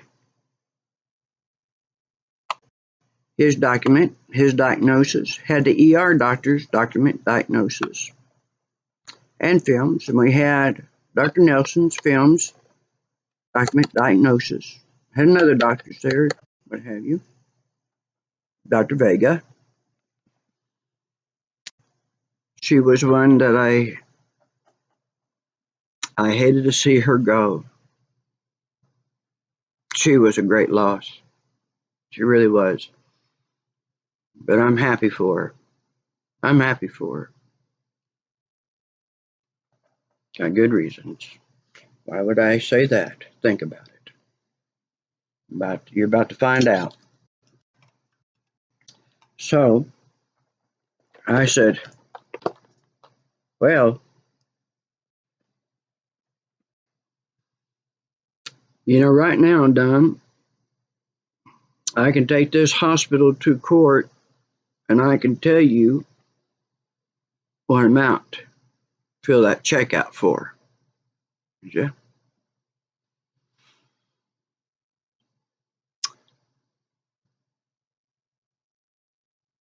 And he says, well, why do you think they're doing it? I said, well, you were talking about medical corporations going around buying up rural hospitals. He says, yeah. He says, they're called Integris. I said, oh, yeah. And you see Integris everywhere. I didn't know that was a federal medical corporation. He said, yeah. I said, well, Don, I said, brand new hospital. I said, they'll go after this brand new medical center, and they'll be going over for those rinky-dink, old-time rural hospitals. He said, well, how do you know who's all involved? And I said, well, who are these two doctors? Jesus, I think it's Jesus Abraham or something like that. The radiologist, I can't remember his name right now. And he looks it up on his administrative computer. They're contracted through Integris. Okay. There you go, Don. Now, I'm done. I'm done, Don. I'm done. I don't go no further than this. I don't go any further than this. I've showed you. And it's cost me. I got a busted up foot, and I can't get it fixed. I haven't been able to get it fixed. I got them getting into the computer, and I'm having problems. I'm having some problems. But I need to be paid. And so he was going to have the check done up. This is like a Thursday, Friday. Be here first thing Monday morning. Going to have my check. And how much do you think that check is going to be? Yeah, substantial. Well, you bet it is. Because that's not the first time that they did that to me. And there's something that's a whole lot bigger. A whole lot bigger. That is a lot more money. And so I just saved this town their hospital. But now, whether they keep it, it's up to them. The rest is up to them. I got other things I need to do. I can't hold this hand here. Done my part. I've done what I was hired to do. Okay. I come in Monday morning. His office is gone. There. I don't see the picture. Look at his desk. Picture of his son. Young son. No, not there. Wife, not there. All of a sudden, a whole lot of people are gone in the administrative offices. Oh, he transferred out. Yeah. Oh, over the weekend. Well, I'm supposed to pick up a check. Yeah. The woman that's over nursing, administrative, head administration over nursing, it's April 2011. Okay. Yeah, she was there present in the meetings with Don and me. When we sat down with all the evidence. I was come in here, be paid, get a hold of her. Never got that check. But it was kind of interesting a couple of weeks later that when I go up there again, it's 2, 3, 4 weeks later, something like that, go up there and I see her, a scooter, and she's got her knee and got her foot kind of in a boot cast. And I look at that and I said, what happened? She goes, I don't know. She said, I was just walking one day and all of a sudden the foot broke. I said, really? She said, yeah. Just broke, huh? While you were walking, just broke? She goes, yeah. I said, huh, yeah. Imagine that. Elk City? God damn. Man, when the spirit is at work, what does it say? Huh? What does it say? What are the written instructions? Man's laws are not unto the laws of the spiritual law. The spiritual laws are far more exceeding because the spiritual laws are karmic. They can be instantaneously long lasting and they can be very patient. And there is nothing.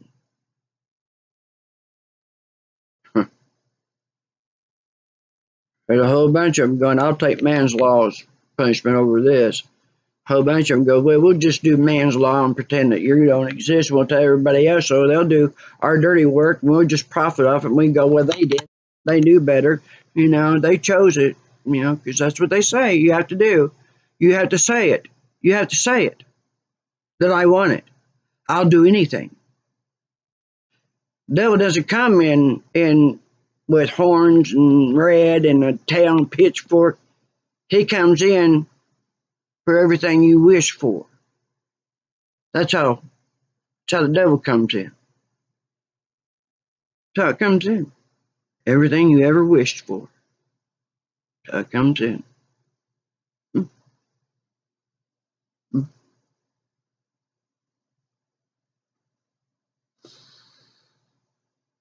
Everything you ever wished for, huh? Makes it okay, huh? Yeah, well, they're right. You have to say it. You have to say it. You have to choose it. So, okay. All right. They all know. Whatever happens to you, remember, you agreed to it. And it's like, yeah, they did. But there are those that aren't involved in it. And I tell you what they did to me. As they kept mixing innocence in with the guilty, because that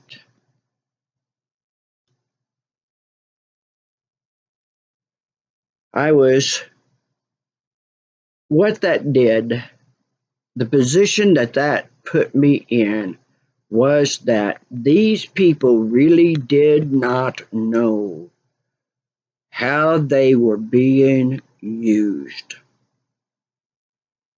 They were being very deceived and lied to, and they used, she wears an eye patch.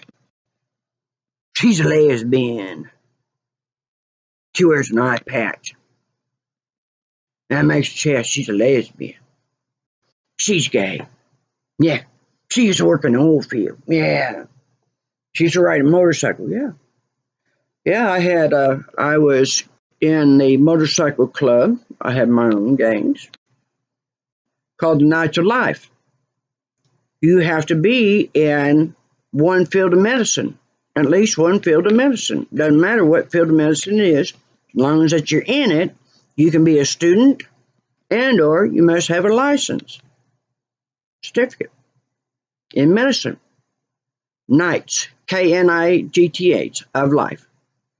That is a medical society motorcycle club, Knights of Life. My husband and I were also members of Riding for the Sun, SON, of our faith. We did a lot of charity rides. We went to motorcycle rallies. My bike won competitions. I had a Honda Goldwing 1100 touring bike. It's beautiful, maroon, gold. I have to find a picture and put up on it. It's beautiful. Yeah. So riding a motorcycle, and I have a eye that I need to protect, so I wear a patch over it because battling, not a fatal tumor, but battling the bastards that gets into medicine. I can do whatever I want. Really? Yeah. Whatever I want. Really? Yeah. And then you knew about it. I'm a doctor. You ain't no doctor. So I had to be a doctor to have that knowledge, that be intelligent, be considered intelligent. Yes. Really? Yes. How long did it take you to get to the level of being performing as a doctor, or let's say fifth year medicine? Well, fifth year medicine took me 5 years. Well, it took me 5 years. Really? Yes. Huh. Took you 5 years. You know, it only took me 8 months of my first year. Mm-mm. They don't like me so well. They don't like me so well. I ain't sit there and I ain't steal patients' medicine. Really. Yeah. Don't have to pay me nothing. They pay me for my work. Destroy the truck that my mother bought me. They tried to kill her. That's how my mom ended up disabled. They tried to kill her. Yeah, it just so happens a horse happens to be on the road out on the outskirts of town. She's going to her job to take care of an elderly man. Night she comes out of depth right on top. There's a horse right there in her lane. And after her Lincoln came to a stop, Mom would have been just fine. We don't know what her injuries were at that time, because before my mom could get out, a good old boy with several beers behind him driving a 26-foot U-Haul slams into her. Now, she only had parts. She was going this way, and when she came to a stop, most of her car was down in the median, just a little bit of the front end up on the edge of the road, and the headlights were on. And she seen that 26 U-Haul coming towards her, 26 foot, and she's trying to undo the seatbelt to get out. She wants to get out. And here's her time. She sees it. She's trying to get out. She's trying to get out. And he just nails her.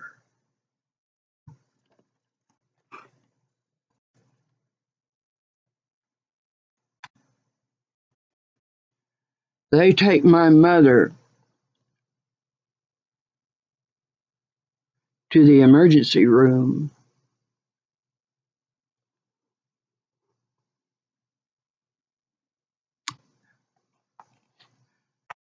There's a passerby who called me. I went out there to the site.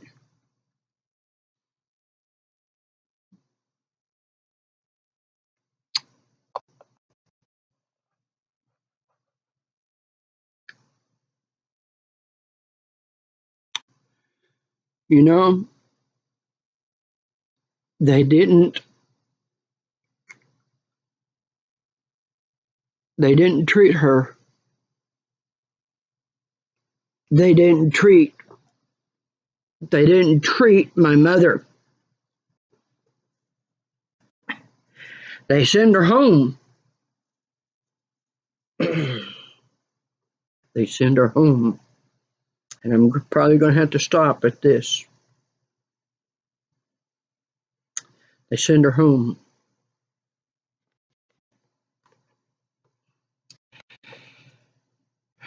Following morning, I go in. I said, Mom, ready to get up. You go to the bathroom. Yeah. And so I lift her up. I lift her up.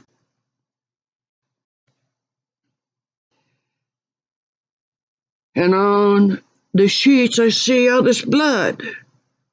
And I look on her nightgown, and I'm seeing all this blood. Oh, dear God. The tweezers, I'm pulling glass, shards of glass out of her back.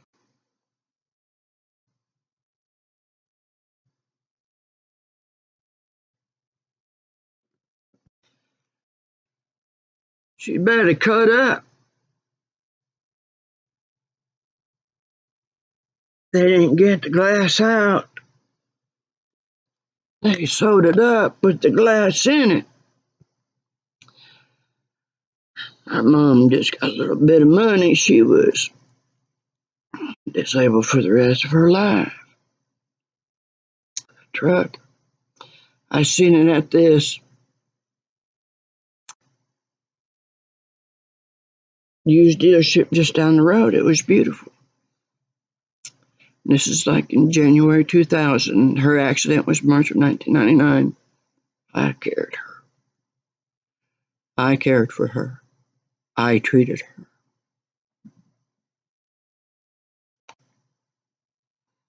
I got her on her feet at that time.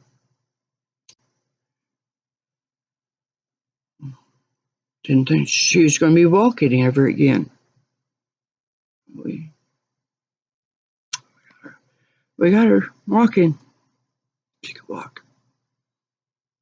She didn't need to use a cane. By the time January 2000 came about, I showed her that truck. I know it inspired her. It's beautiful. A few days later, Mom goes, "Mom, go for a ride. Come on. I want to drive. I feel like driving." "Okay, Mom." And we go down to this. She pulls into this used dealership. This 3-4 blocks down the road. She goes, and I'm thinking about, she goes, "Well, get out. Come here." I said, "Okay, Mom." And all of a sudden, here comes this truck. This kid gets out, throws the keys up, and he gives them to me.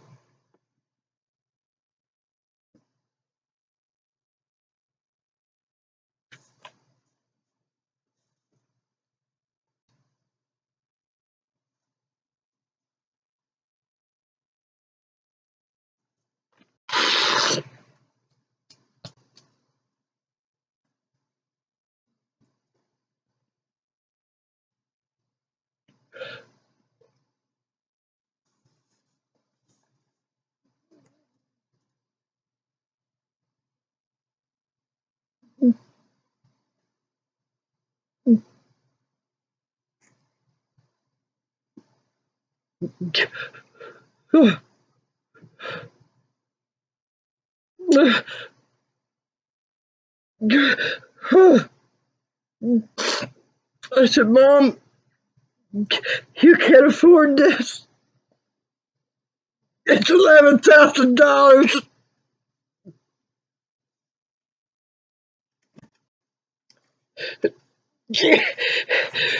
I know but that's going to leave you. You can't afford it." And she goes, "Yes, I can."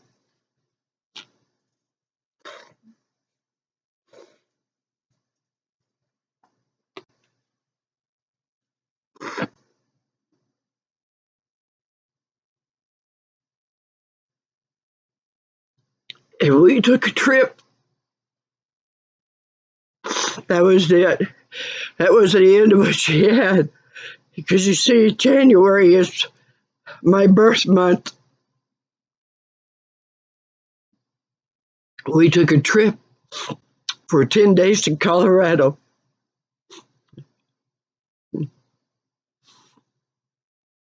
We went up through this mountain pass. We didn't. They didn't. Uh, we were already going up the mountain when they closed it off.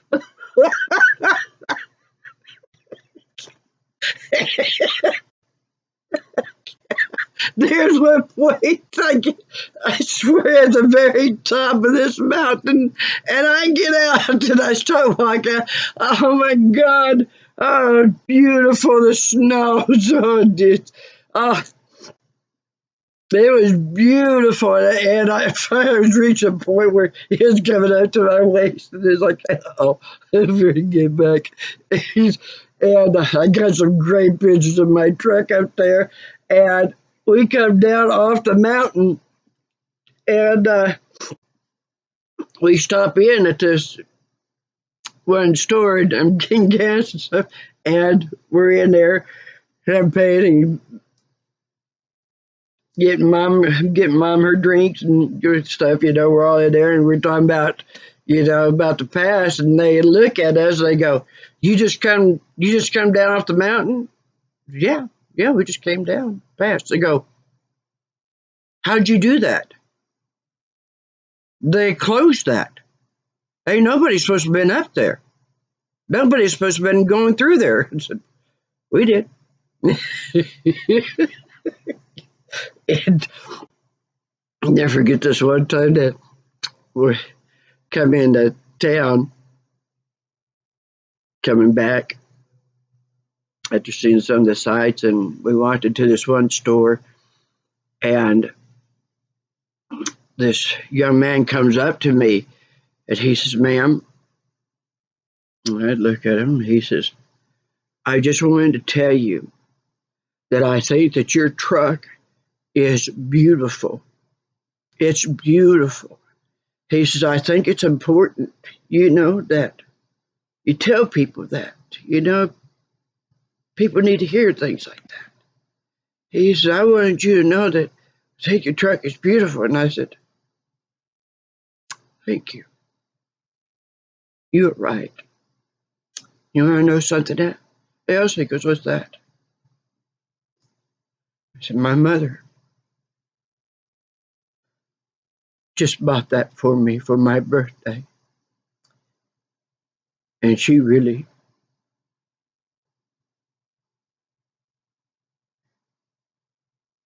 pretty much spent all she had.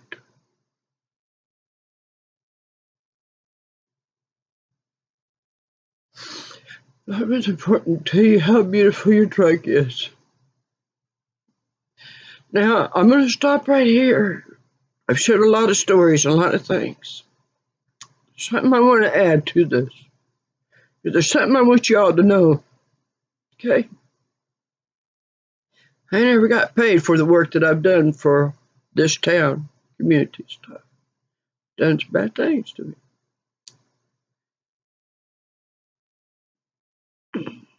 Sam Johnson, who is a mechanic at Sarah, Oklahoma. Jerry Varnell, who is, at the time, was my closest, dearest friend. Here. We considered each other, we were sisters. She's an ordained minister.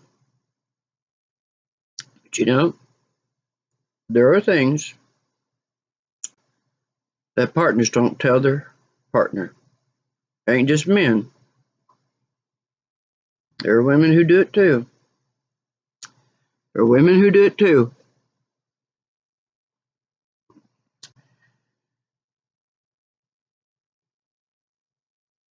I waited for almost 20 years to be able to have the money to get that truck mechanically sound again, get it fixed, get everything fixed. And these good old boys, Sam Johnson of Sarah, Oklahoma, which is 12 miles due west of Elk City. Him and Jerry Varnell. He used Jerry. They used Linda and Mines. We trusted each other. They used that. Jerry called me from the shops. I like Jerry real well. I never had any business dealings with him, but what I knew about him, met of him, I saw a lot of him.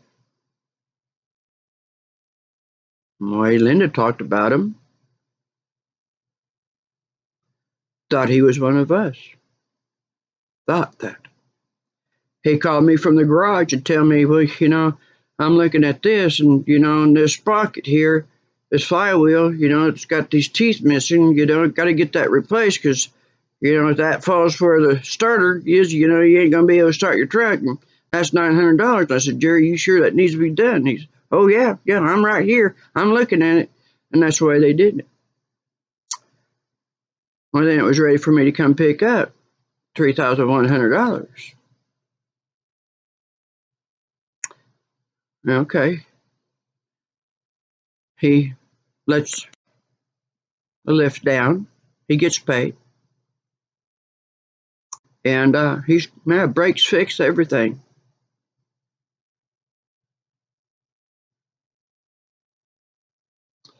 $3,100. Here was I was waiting. I've waited so long to have her back. Her name is Washakuna. It means eagle who flies at night. She had that immediate name, Washakuna. WASHIKUNA,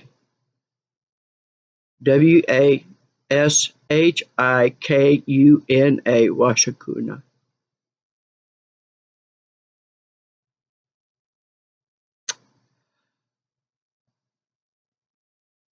I knew something wasn't right with the brakes. I thought maybe they just needed to be bled off a little bit more, or I need to pump them up,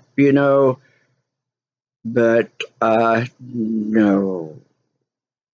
I would later find out that on the maiden trip home, I was in front of Department of Health building, and on the other side is the convenience store with gas pumps right there by the road, and then the police department, and there's bridge work, construction. When I applied the brake, because I'm starting to come around that corner, that right passenger tire brake grabs, and suddenly I'm jerked over, and I've got construction men and a cement barrier. I jerked that truck back, and now I'm in alignment for a head-on collision. I can tell you the color of the driver's eyes were blue. There were 3, 4 vehicles behind that one. And all I could imagine was this impact and cars going everywhere and the gas pumps, them going into the gas pumps and everything exploding. And by grace of God, jerked it back over.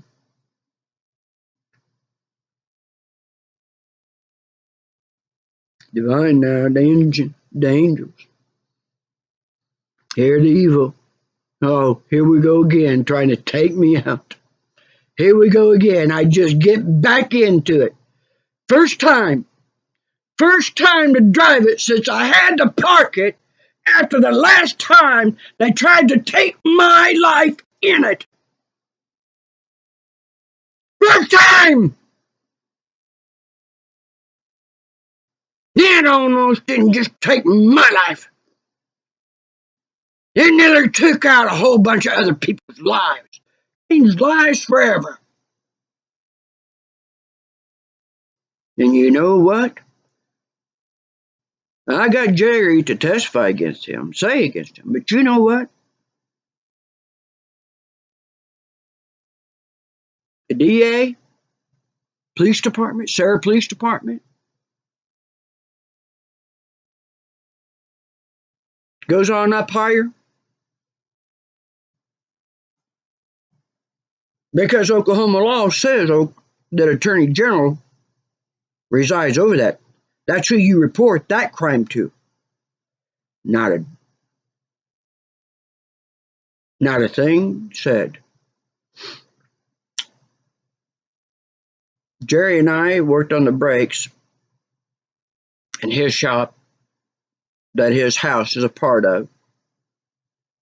The passenger back tire, where the main cylinder is inside that drum brake, the seals were completely gone, and it was flowing out like a river, brake fluid. On the other side, because that side brake wasn't working, meant the other side took all the stress, burned the brakes up. The brakes were black.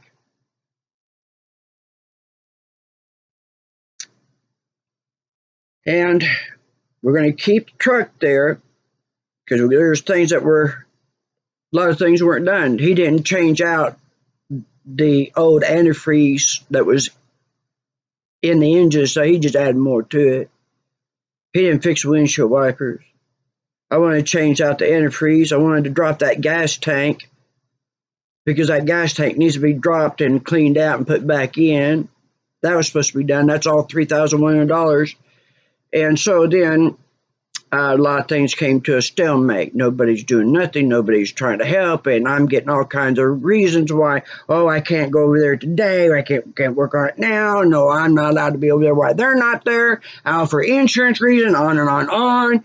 And I finally tell him, I said, you know what? I got told that if I put Sam Johnson on the trial, I was told that he would say that Jerry Varnell was part of it.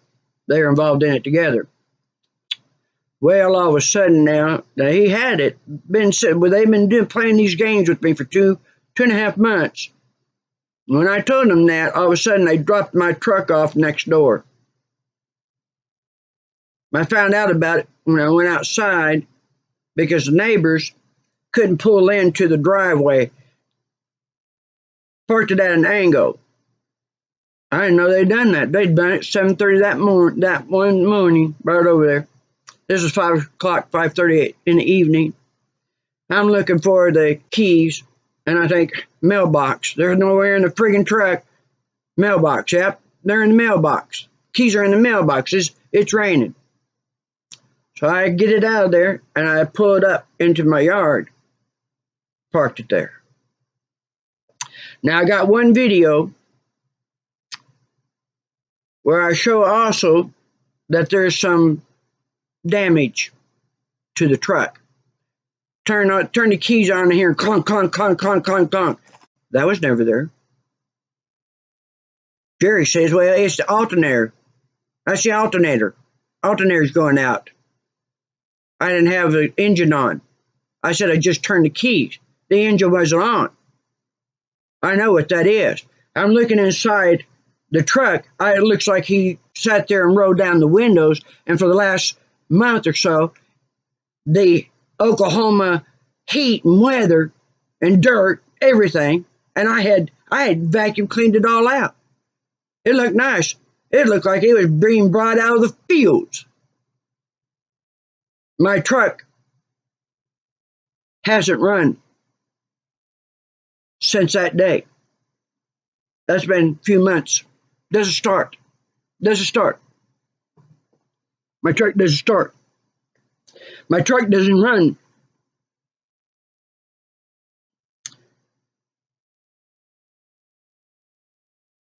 Basically, I got to drive it one time.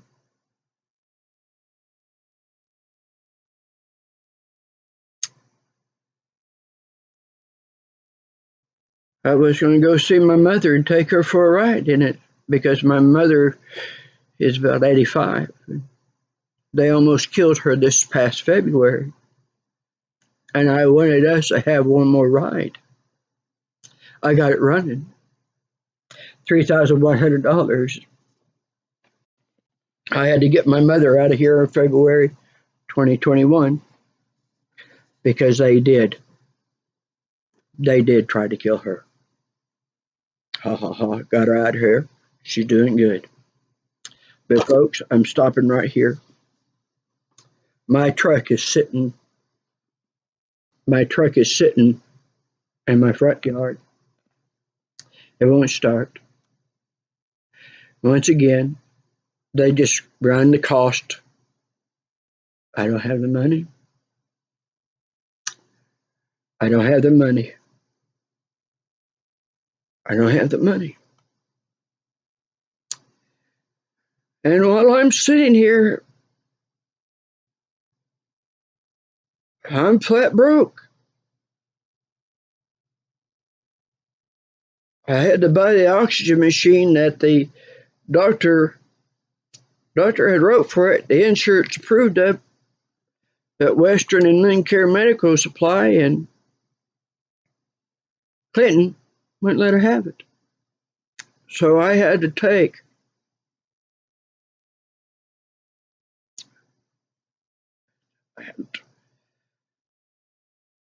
I had about $4,200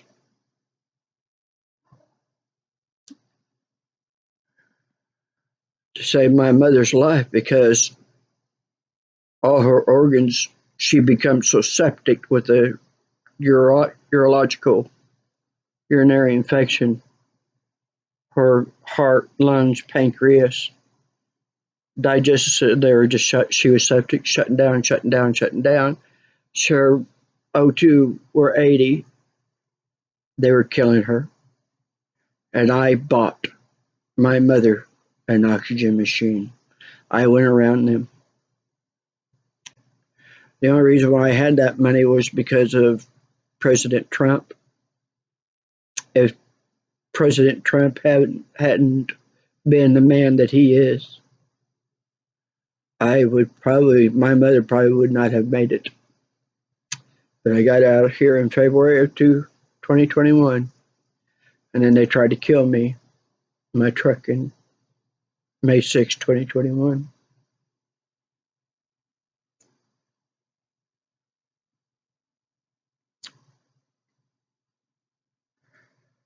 They won't let me have any medical care. But what I'm doing is I'm in these support groups. Get on Facebook, come into the medical support groups, pain ones, caregivers, because I'm in there and I'm working.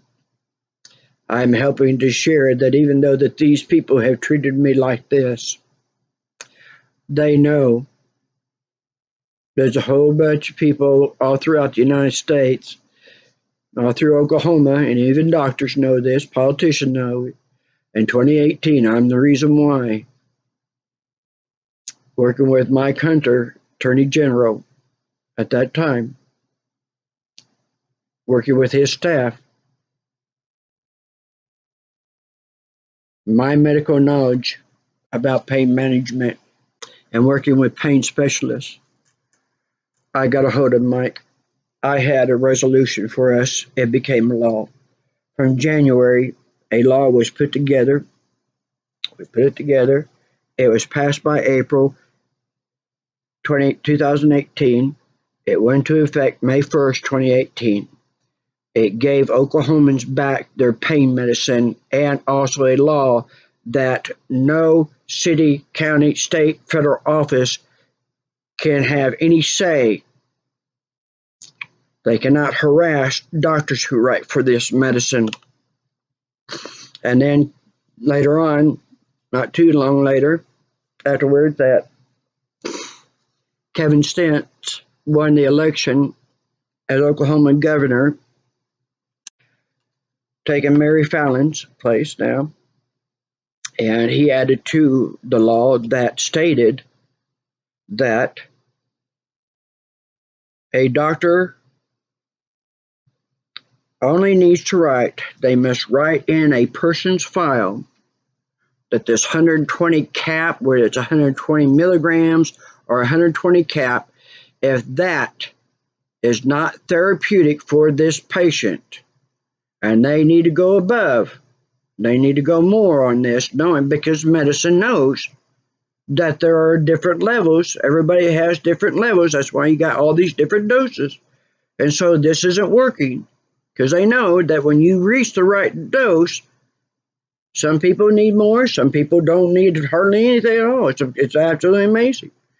And when they get that, you'll see Peggy You'll get results like Peggy.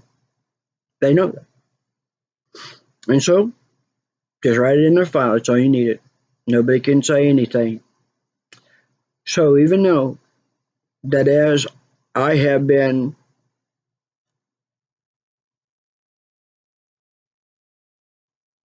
and it's something, in spite of what they've done to me, in spite of what they did to my mother, in spite that they sit there, even the state knew about the pedophilia, the hidden bank accounts, they knew about Great Plains Medical Center, and they knew about some pharmacists that come in and stealing the people's medicine, and other business coming in and stealing from these people. In spite of it all, and even though that they're killing me right now, I'm in these rooms and I'm sharing my knowledge, and I'm going to continue to share my knowledge here because that's the way you get back at them. Because if I tell you where I'm coming from, then you know where things are going and where they need to go and where they better go. And if I don't get help, this national global treasure, I can't I can't continue much longer like this. I can't continue much longer. I have been working a lot on home health services, and I got one sister here. She's a friend I just recently met. She's a true sister. Her the PCA that was supposed to be taking care of her mother, they discovered hasn't been.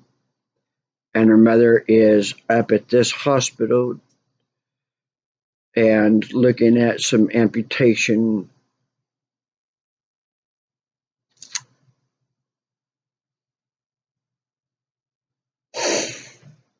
Yeah, in this hospital. And so I'm battling I'm battling this, and I'm sharing the videos and I'm sharing the recordings of the conversations and all this that I've known. I've worked with this for over 20 some years, and there's a lot. This is a lot of workload, folks. You think that oh, we'll just sit here working this is easy. No, it's not.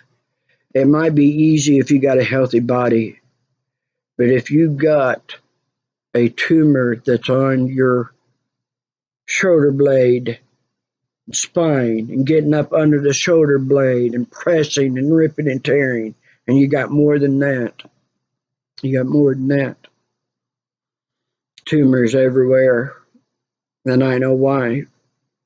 Because oh gee, we got so much of these signals coming in. Christopher Walken doesn't own a cell phone, doesn't own a computer. If they want to get a hold of him, they have to bring him a phone.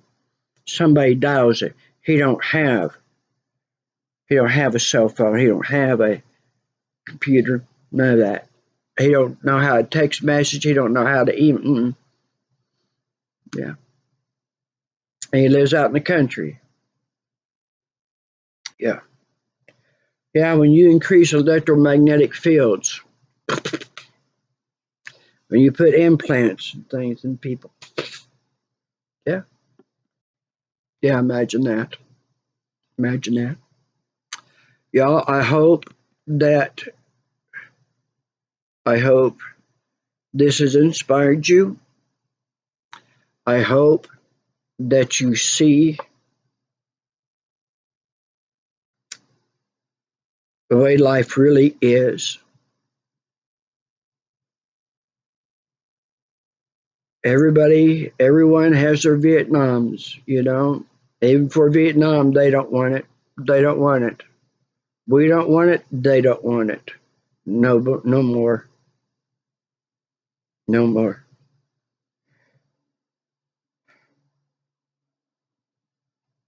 Now, there isn't the excuses that they can use here that they didn't know the truth. There's no more. I pulled back. I had to get away. I had to stay away because they are always putting these people. And I was constantly getting them out of harm's way. And I'm thinking that, oh, this is like, yeah, no. And it's like, okay, that's it. That's it. That's it.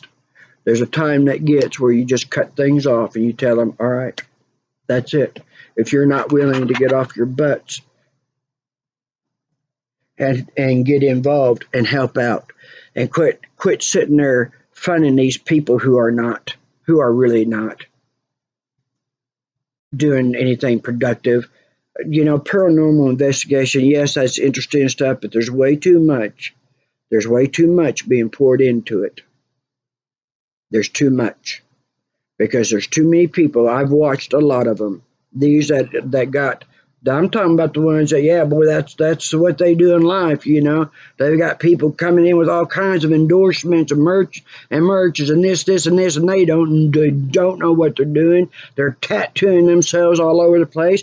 And I'm not saying anything against tattooing. What I'm saying is that people who don't know what they're doing and they go in paranormal investigation, they're going to go find these demonic beings and this, that, and the other. Don't know. They don't know what they're doing. That every time when we start seeing that they start coming up with all these crazy tats, yeah, that's because that you went into that and you don't know what you're messing with. That's like what people are doing with me. I can tell they don't know what they're messing with. And I have a saying for that. You know how I know you don't know what you're messing with? If you knew what you were messing with, you wouldn't be messing with it in the first place. That's how I know you don't know what you're messing with. And because of that, you're going to deserve everything you get. And everything I could send your way and everything I can get them to send your way. Because I don't have to wait for man.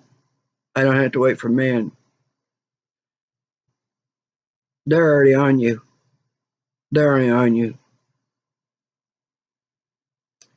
Need to wise up.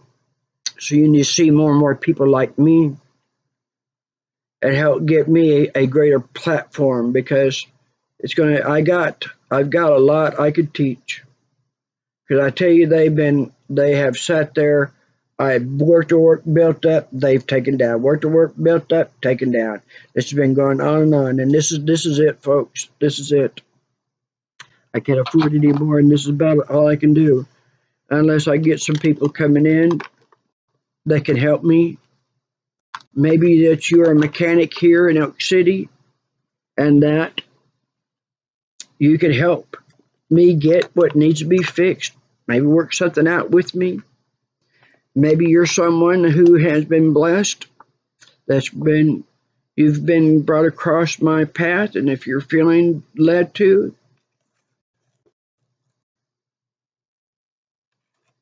that you could help out, do. If I could find the second one, it reminds me of the story about Christ who said that these people were coming in and doing their offerings. This old lady comes in, she walks up there, she puts 2 coins in. Christ looks at that.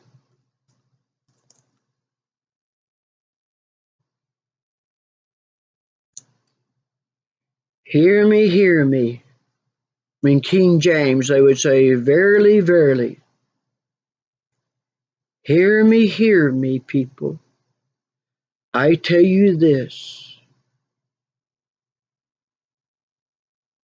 The 2 coins from this woman, she just gave more than the wealth that you're seeing here.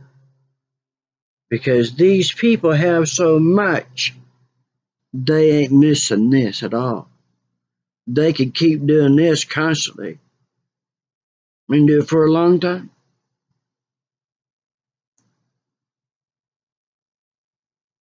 She wanted to help because she knows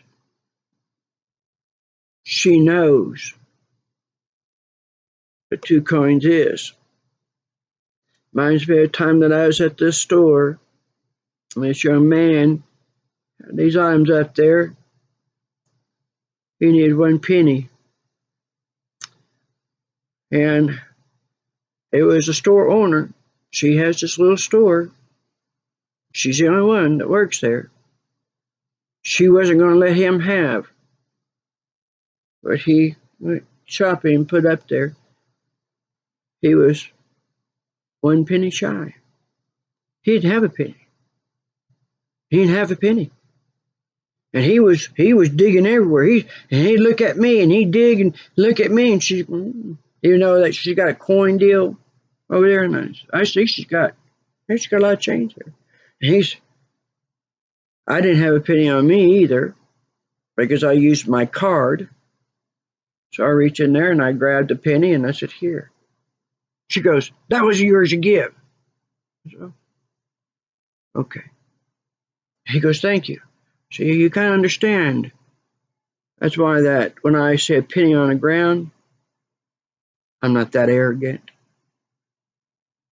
Next time I went into her store and she was handing back my coins, there's about 80 some cents change. I said, "Put it in your little tin coin. Put it in there." And I said, that way, that if I'm in here, anybody else needs, they're short some change, that I got it in there to give to them. Y'all take care. Share this. Share this. Ask me what you can help me with. Be kind to me. Be kind and loving to others. And for those who have with me, thank you for your prayers. Thank you for sending me healing, loving, supporting energy. I got your gift. Thank you. Because I'm not laying flat on my back right now, and I'm not running 100-some-degree fever, and I'm not coughing up blood no more. Thank you. Thank you. Chawn T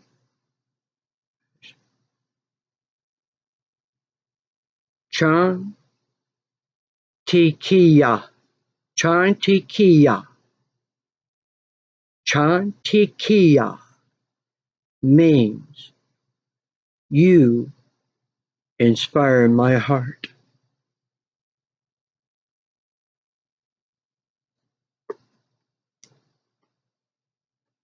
Take care, everyone.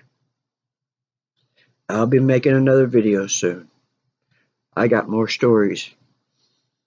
I'm enjoying this.